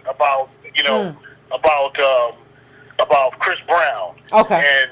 And with this whole Me Too Times Up thing, she got nothing to say about Harvey Weinstein. That venom and animosity and hatred is not projected towards the people in Hollywood that really got the power. Oh, that really orchestrate what's going on. I get you. I understand. Okay. I didn't know she was doing all that Me Too stuff. I didn't know. It's all black men, But just watching this wedding, I think it correlates with all this. I mean, like what was said before, this whole agenda to try to divide the black family and definitely to divide black men and divide black men and black women.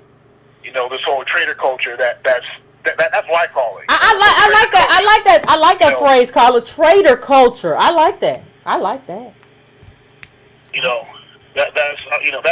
I see it as. Because bottom line, and I understand nobody wants to be poor, but at what point do you sit up, you lie down with your enemies, literally, individuals, wearing paraphernalia of our oppressors, and furthermore that they're members of families who have literally oppressed us. You're cool with that as long as you get to live well, at least. Yeah, and what it is, Carla, people are seeking individual solutions for their lives. But what we have to understand, especially in this country, descendants of slaves and native black people, there are no individual solutions for us. We are not a black country where we're majority black. We're not Nigeria, we're not Kenya, we're not Benin, we're not the Congo. We are in America where we're the minority. We're like 14% now.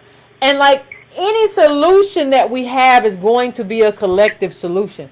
And we have to understand that, but being a collective means that we have to have rules in terms of who gets to be in this community. We have to have rules in terms of your politics. We have to have rules in terms of behavior. These are things that have to happen, right? And we just been kind of floating for a long time. And it's time. Listen, it's time for the reckoning. It's the reckoning. I said I was going to write a book called The Reckoning. It is the reckoning. That's what we are. And it's time. Absolutely. So I'm going to let you get the last word, Carla, before I go on to the next call. I appreciate you. What you said about that is absolutely true. I mean, that we're looking for individual solutions, but not solutions for us as a group. Yeah. And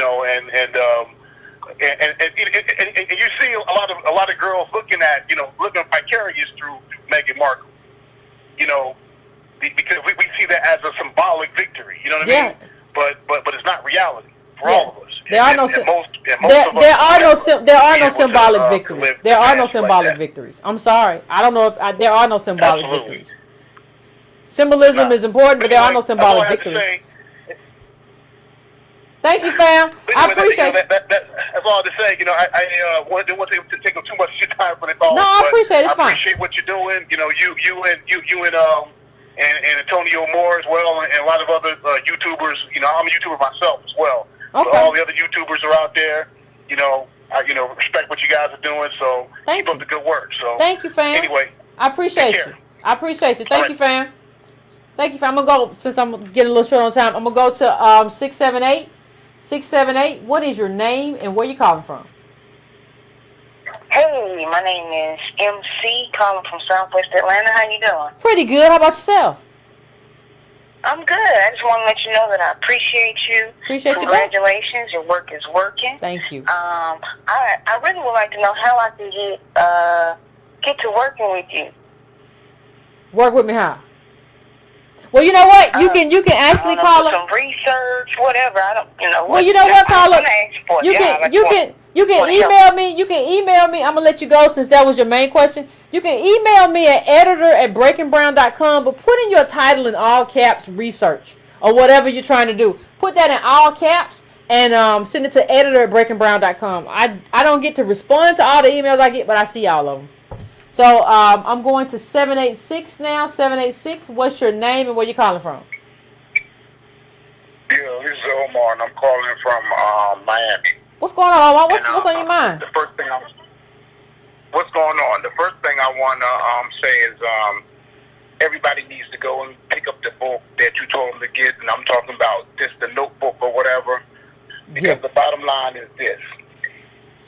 I am sick and tired of the woeful ignorance of black people. We can run over the statistics, we can run over the history, we can do all that 1,000 times. We got 1 million books written. The bottom line is, I'm about fed up with the woeful ignorance of black people when it comes to our condition. It's not that we don't know this information. It's not that we are not privy to it. It's nothing new under the sun. You have talked about this. Other people have talked about this numerous. What is it about us as a people that we just refuse to set up and do for ourselves and want to continue with this woeful ignorance? The brother said about a traitor culture. It is a traitor culture, and these people have to be held accountable. We cannot keep holding on to this stupidity with our people and keep allowing them to continue to be stupid and not hold them accountable for it. When you know better, you're supposed to do better. So all this behavior of constantly doing this kind of ignorance with the so-called king and the queen and all this stuff, and blue bloods, let's get real with that. These people are murderers, thieves, drunkards, rapists. So when you go back into their history and their bloodline, they are a bloodline of criminals. So how can you even sit down and celebrate the bloodline of criminals over top of your own culture and what you've been through?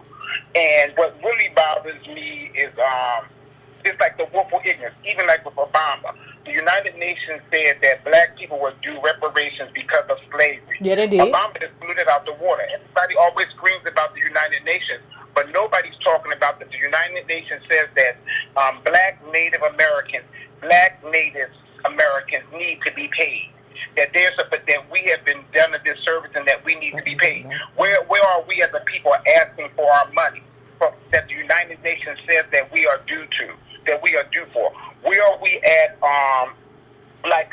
paying attention to the Supreme Court? So when people say, oh, well, I'm calling about the wedding and all that kind of stuff, half of those people sit up there and watch that. Even though they're calling your show, they're still telling you that they were immersed in that type of behavior. But yet you call back saying that stuff was a crock. Did you see this? Did you see that? But you sit up there and spend your time watching it. I could not tell you nothing about that wedding, but what I'm hearing on this thing, I could care less. I want to know about reparations. I want to know about what do we do with these woefully ignorant black people that continue, these 50 million, 45 million black people in this country that continue to live this lie, more caught up into the Kardashians and the housewives of Atlanta than they are into their own survival. I think these sisters and brothers need to get into Dr. Joy D. Grew, post-traumatic slave disorder, because we need therapy desperately. We are just so we are lineage therapy. The woeful ignorance is just unacceptable. We have to start holding people accountable. I agree. And my last thing that I want to say is I'm more concerned about brothers and sisters like you and me and all these brothers and sisters out here that's in the fight, about them keeping themselves together mentally, physically, and spiritually. Because you know what? When you up against all these woefully ignorant Negroes, it can be distressful. It can be depressing. It can be disheartening when you out here doing this work to try to help your people and save your people, and you up against this kind of ignorance. It can be really painful. You told the truth. It can be really painful. So for you to continue to do this show, and for all the other brothers and sisters out here that's really trying to do this work, my heart goes out to them. Thank you, bro. My heart goes out to them to say, take care of yourself. Because I'm out here in the trenches with you, and I understand. I know sometimes when you get off this radio, there's sometimes that you have to feel. Sometimes you have to feel depressed. You have to feel overworked because you are working with such a group of ignorant, and sometimes I just want to say niggas, that it is just so. It can be so disheartening. So what I'm saying is to take care of yourself. We need you desperately. All the other brothers and sisters out there that are conscious, that are doing this work, take care of yourself because we need you. Because we are truly up against a string battle, and it's from within. So brothers and sisters, keep up the good work. Take care of yourself, and that's all I'm gonna say. Thank you. Oh, Carla, you said a mouthful. You said enough. I appreciate you. You said a lot. I appreciate you, these willful, ignorant Negroes. I mean, you know, and you talk about the stress. Like, I tell you, like, some nights, like, my thoughts don't go to sleep when I go to sleep. I don't know how many of you experience that.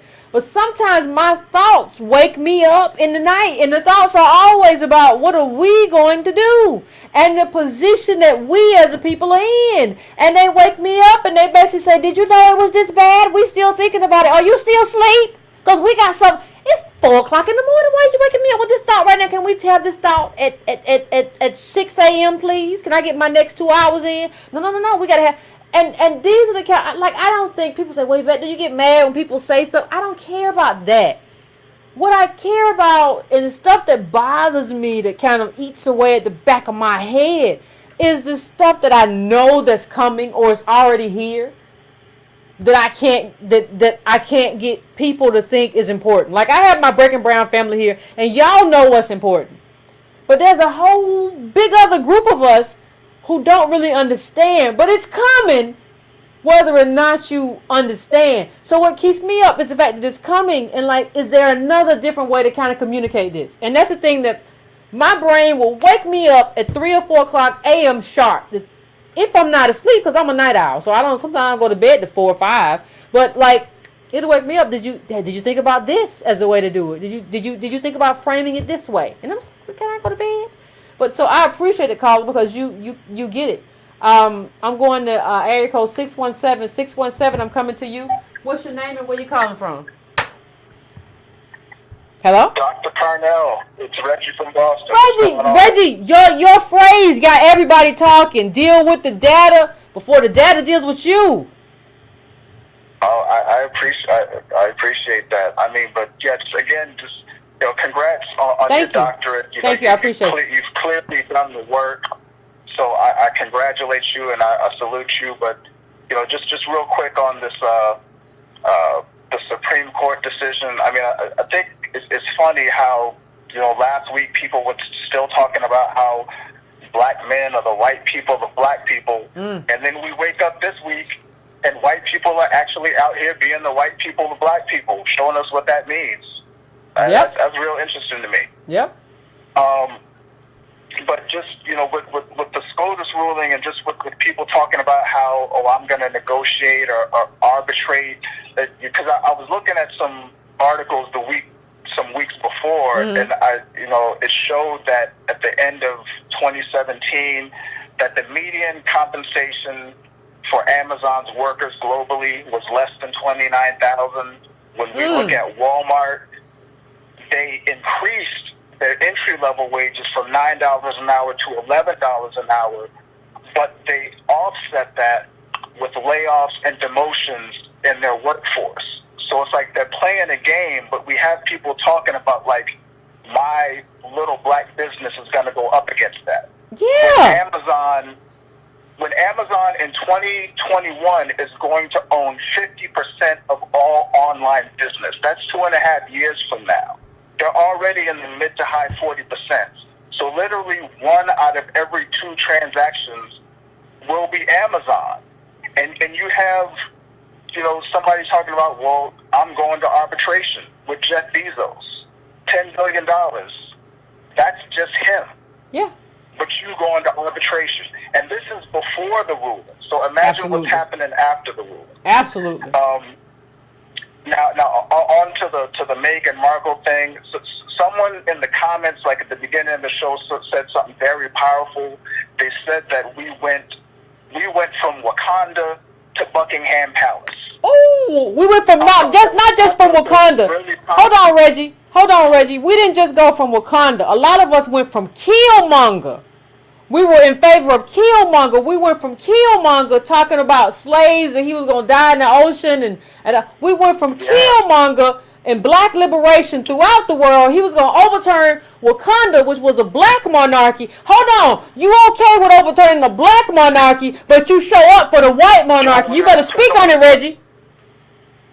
Exactly. It's like, and I don't understand why so many people were jumping out of the window for Meghan Markle when she's running from blackness herself. Like I think the other callers, really brought that up and made that point succinctly.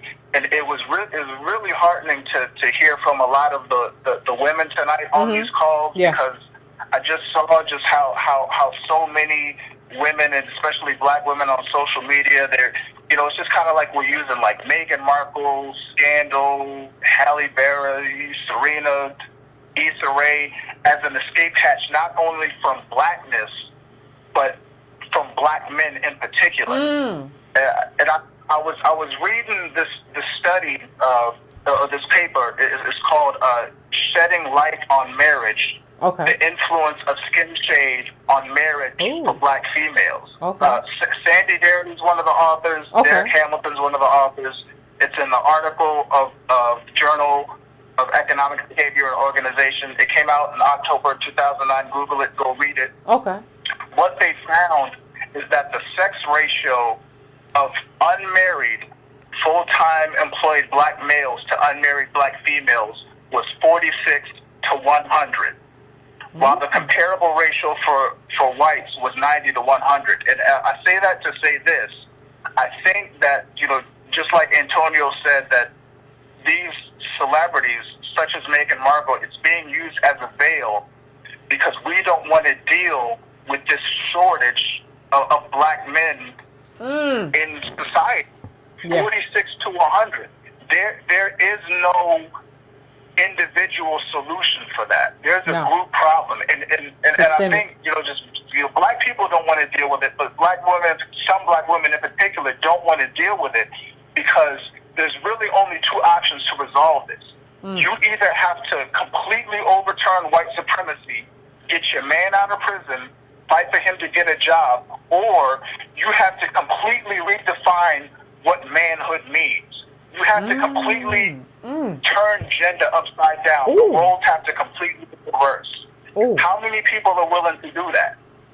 And I think in a lot of ways it's a rehashing of Michelle Wallace's Black Macho.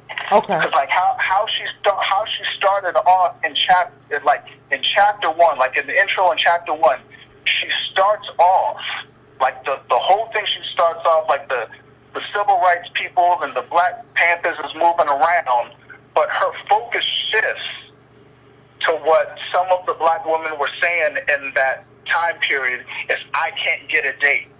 These black men are talking black and sleeping white, and we're still having this conversation because we don't want to resolve it. Like, we're not focusing on the systemic issues, but I'm just going to talk about these black men because I can't get a date. And I just want to say is that you cannot run from this. Like that data that came out from the Chetty study is clear.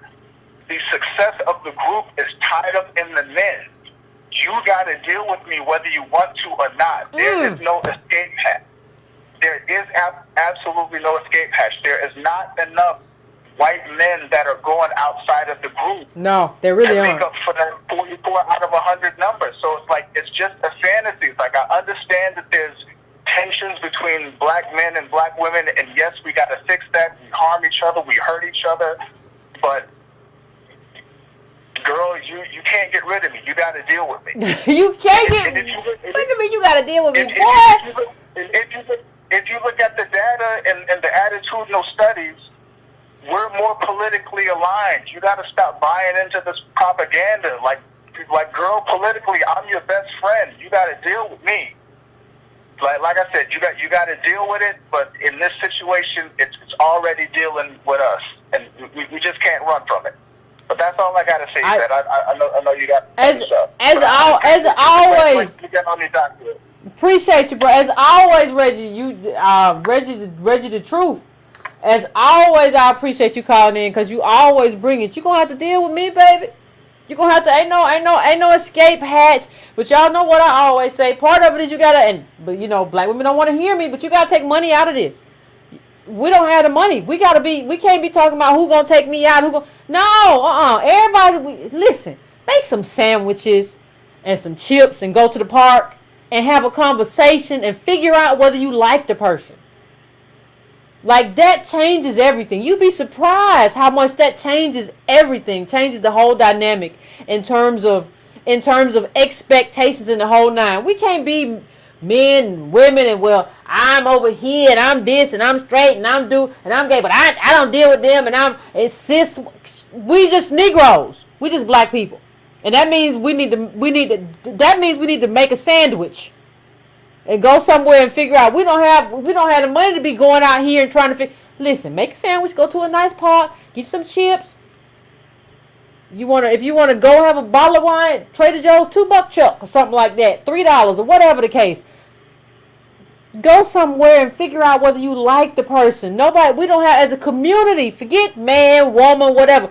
We don't have the money to be spending $30, $40 to figure out whether we like somebody. And then somebody, if they don't like you, they can just get up and walk away because it's just sandwiches. And we ain't got to feel bad. But you got to deal with black people.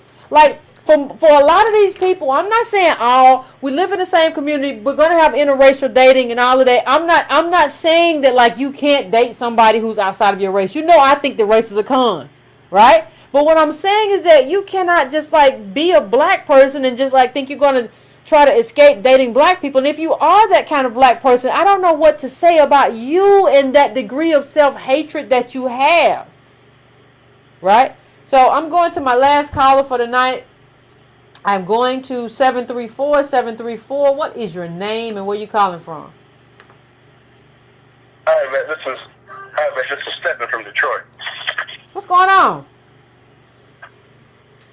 Nothing much. So I've been watching the show, and a lot of what I want to say is kind of already been said.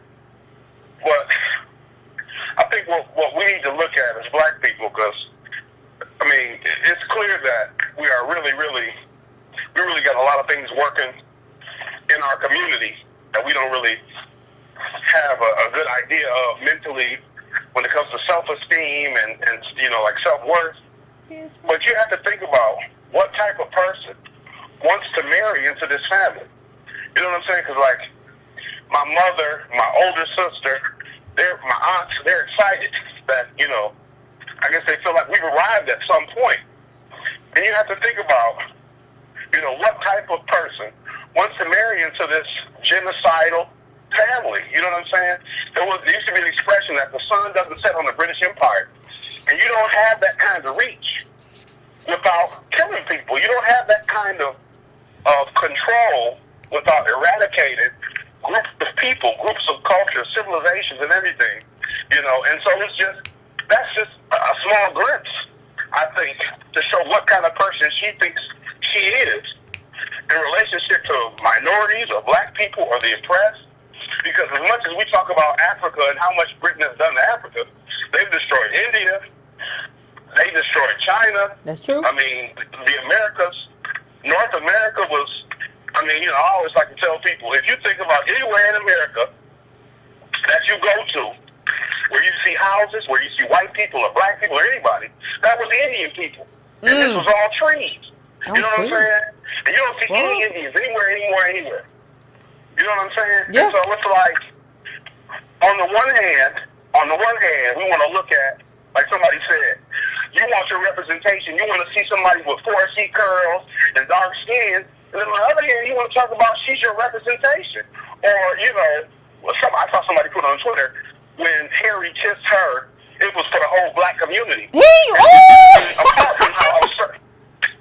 Apart from how absurd that all sounds, really don't even understand the monarchy. She's already been divorced. So even, let's say, everybody in his family who before him died, he couldn't be king and stay with her. You know what I'm saying? He had a great uncle who was, great uncle was Queen Elizabeth's uncle. He was supposed to be king, and he wanted to marry a divorced American actress, and so he had to step down. So that's how her father got to be king. He wasn't even supposed to be king. You see what I'm saying? So,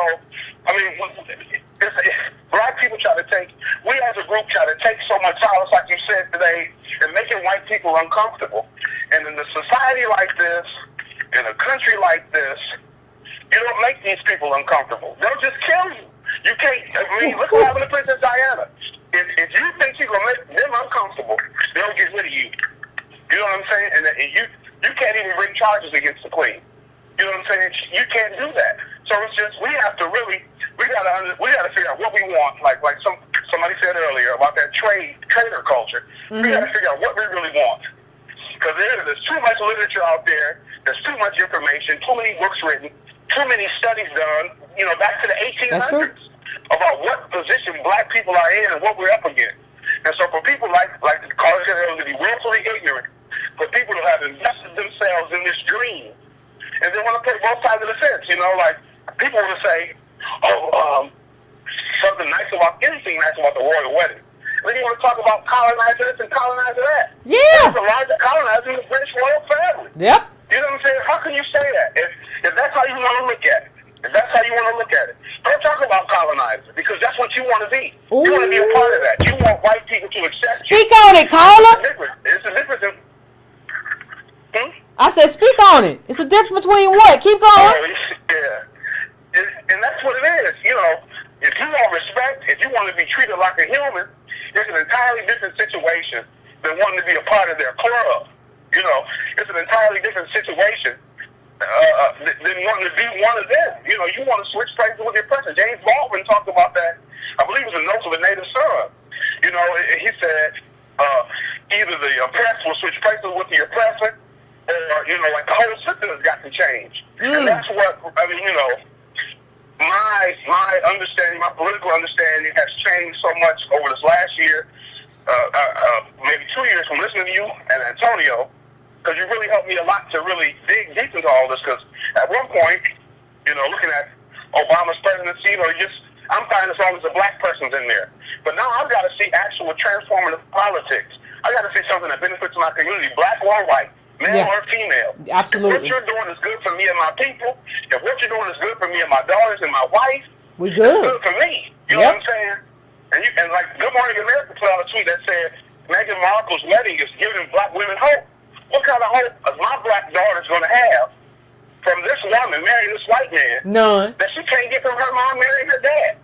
Yep. You know, I do what I have to do as a father and a husband every day, so that I can be an example for my daughters when they grow up. Not to be looking at no celebrity on TV, not to be looking at no genocidal family, no inbred, you know, family like that. Absolutely. You know what I'm saying? Absolutely. It just takes a lot, and we got to really work on all that stuff. And I really appreciate what you do, because I know I appreciate you. Sometimes I get frustrated. And I know I can't imagine how frustrated you must get having to read through all this garbage and listen to people who just they don't have an understanding grounded in facts. They just talk. They just talk because they got a mouth and a brain, and it don't work, but they still use it. So I appreciate all you do, and you know, thank you, Carl. I appreciate you. I appreciate you, and I appreciate everybody. Cause my Breaking Brown, let me tell you something. My Breaking Brown family getting fed up with y'all. The Breaking Brown family getting fed up with this willful ignorance, and we ain't gonna take it no more. I was talking to, oh my God, I think if you all could hear some of me and Antonio's calls, y'all be like, because I said today I said, what's happening? Like, where am I? That like this is the argument that's being made. I don't understand what's happening, and I don't think and I think one of the things that I love about like the Breaking Brown family is that we get it. But what we're living through is that like, what happens when you're the only ones that get it?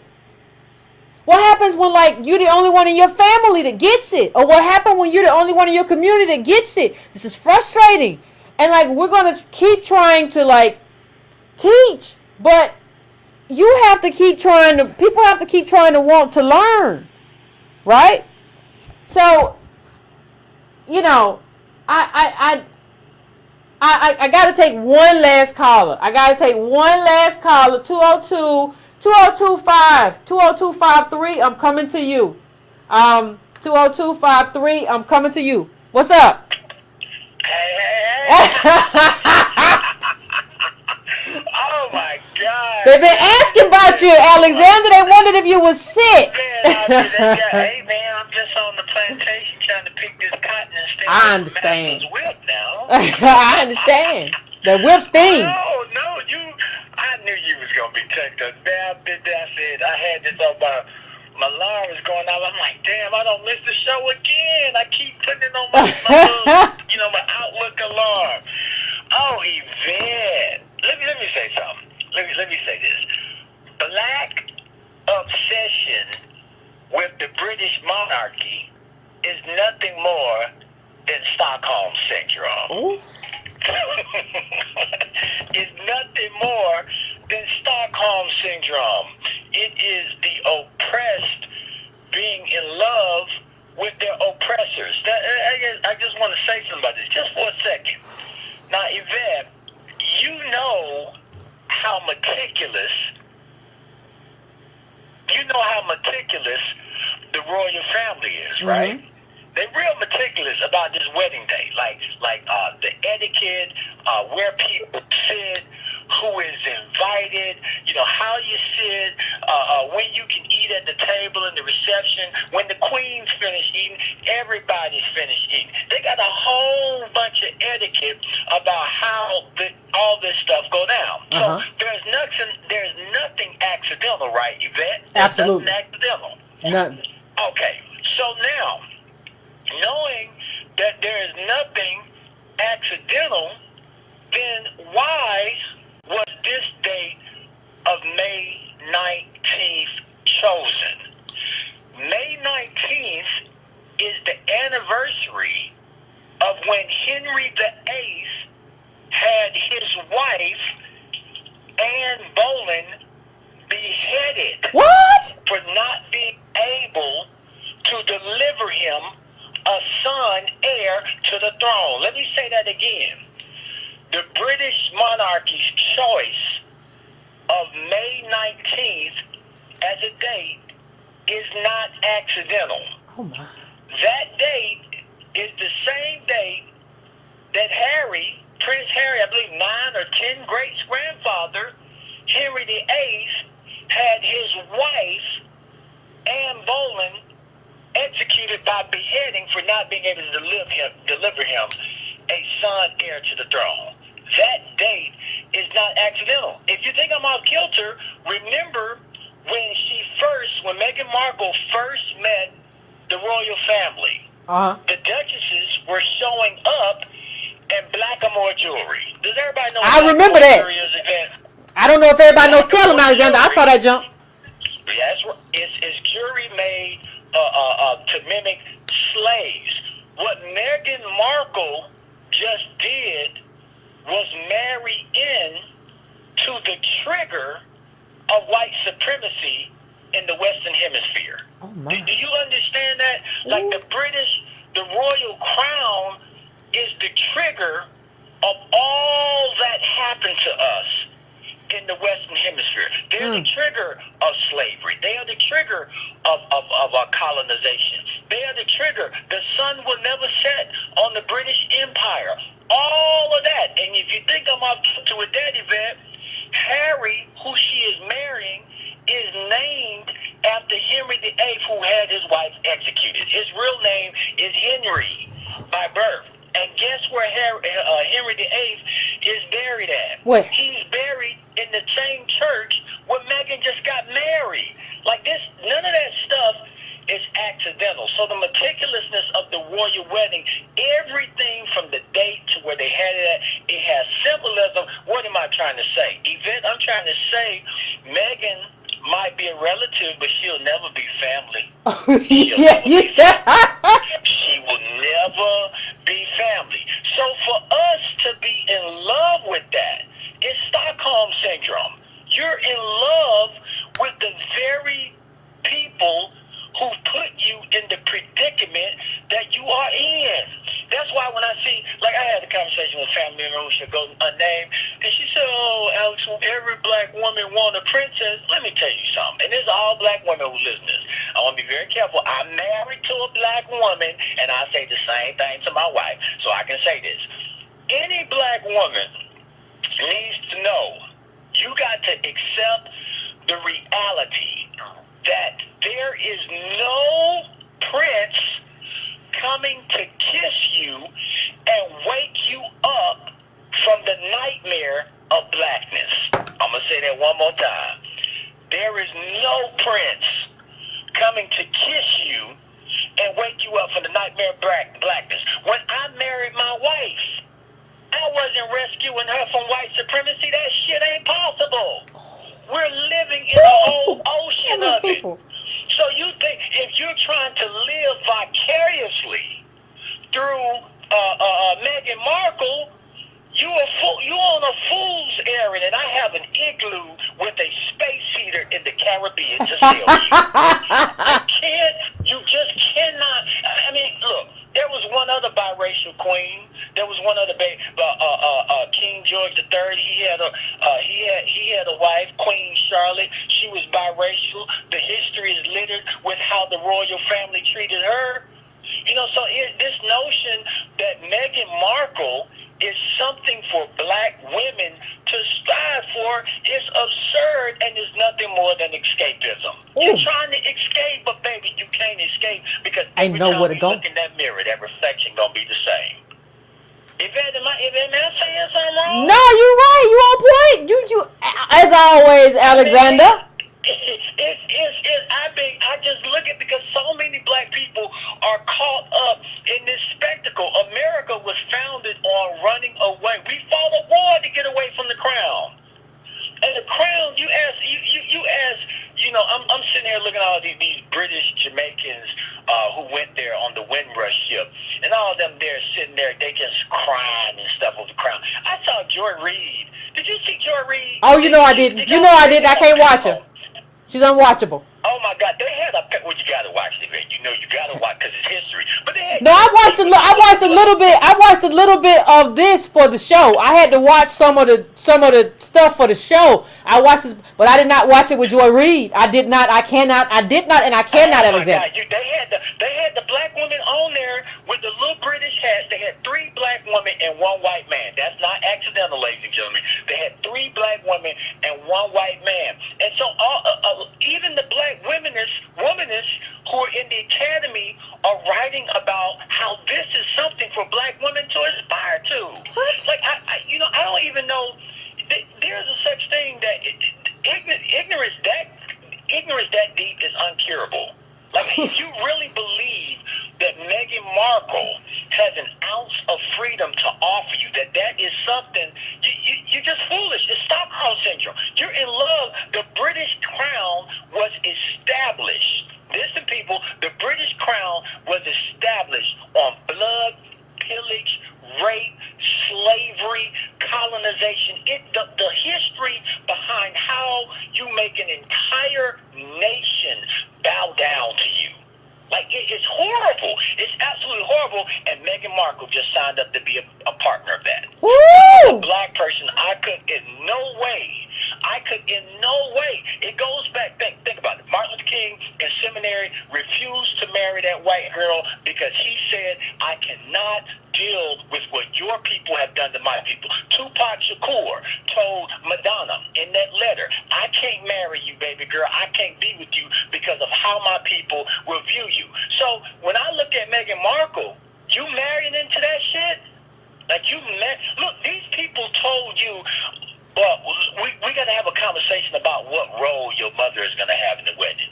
I can't imagine me calling my mother-in-law, my future mother-in-law at the time me and my wife got married over 10 years ago, and discussing with her what her role would be. Don't that sound so impersonable? Oh, yeah. It was almost like all her family, she had to almost denounce her family to accept membership into the crown. Now that's a lesson, ladies and gentlemen. That's a lesson. I always say that I don't trust any black person until I see them around white people, because acceptance in white people around white people often means denial of your blackness. You have to give up membership from your people to join them. All the way back to the slave plantation politics, baby. When the house niggas come in, they don't fuck around no more with the field niggas. So you got to get that lesson down pat. So Meghan Markle, she's not one of you anymore. She never was, really. When you look at her life, she really identified more. I mean, when you look at the circle she maneuvered in, But when I look at that and you look at the expressions on the British royals' faces while that black Episcopal priest was preaching, Oh, that was something. if you look closely at the video and look at their contempt, I mean, it's just sad. So I just had to, I knew you were going to talk on this today. You know I had to. You were going to talk on it this day. So I just wanted to add my little piece. I'm sorry I took up so That much ain't no time. little piece. I was about to shut it down. That ain't no little piece, Alexander. We, as always, we appreciate you calling in and bringing the knowledge. Ladies and gentlemen, as usual, Alexander has come in here and dropped all kind of knowledge. That is a great call to end on. Please think on that, journal on that. I don't trust black people till I see them around white people. You're going to abdicate your blackness. Let me see you when you get around these white people. I feel the same way. Let me see you when I get you in this room. You going to say the same thing you've been saying, or you going to duck, put your tail between your legs and duck and run away? What you going to do? You going to advocate full-throated? You going to have some bass in your voice? You going to do that? Or you going to just be like, well, you know, everybody got a right to their opinion. You know, Yvette, you gonna turn on me? Y'all don't know how many times I've been turned on by a black person in a white room. Where the black person you look for some support, they be like, well, Yvette, everybody have a right to his opinion. Well, you know, Yvette, you know, you hell. But that's life. And we live through it. But we have to learn who our friends are and who has Stockholm Syndrome.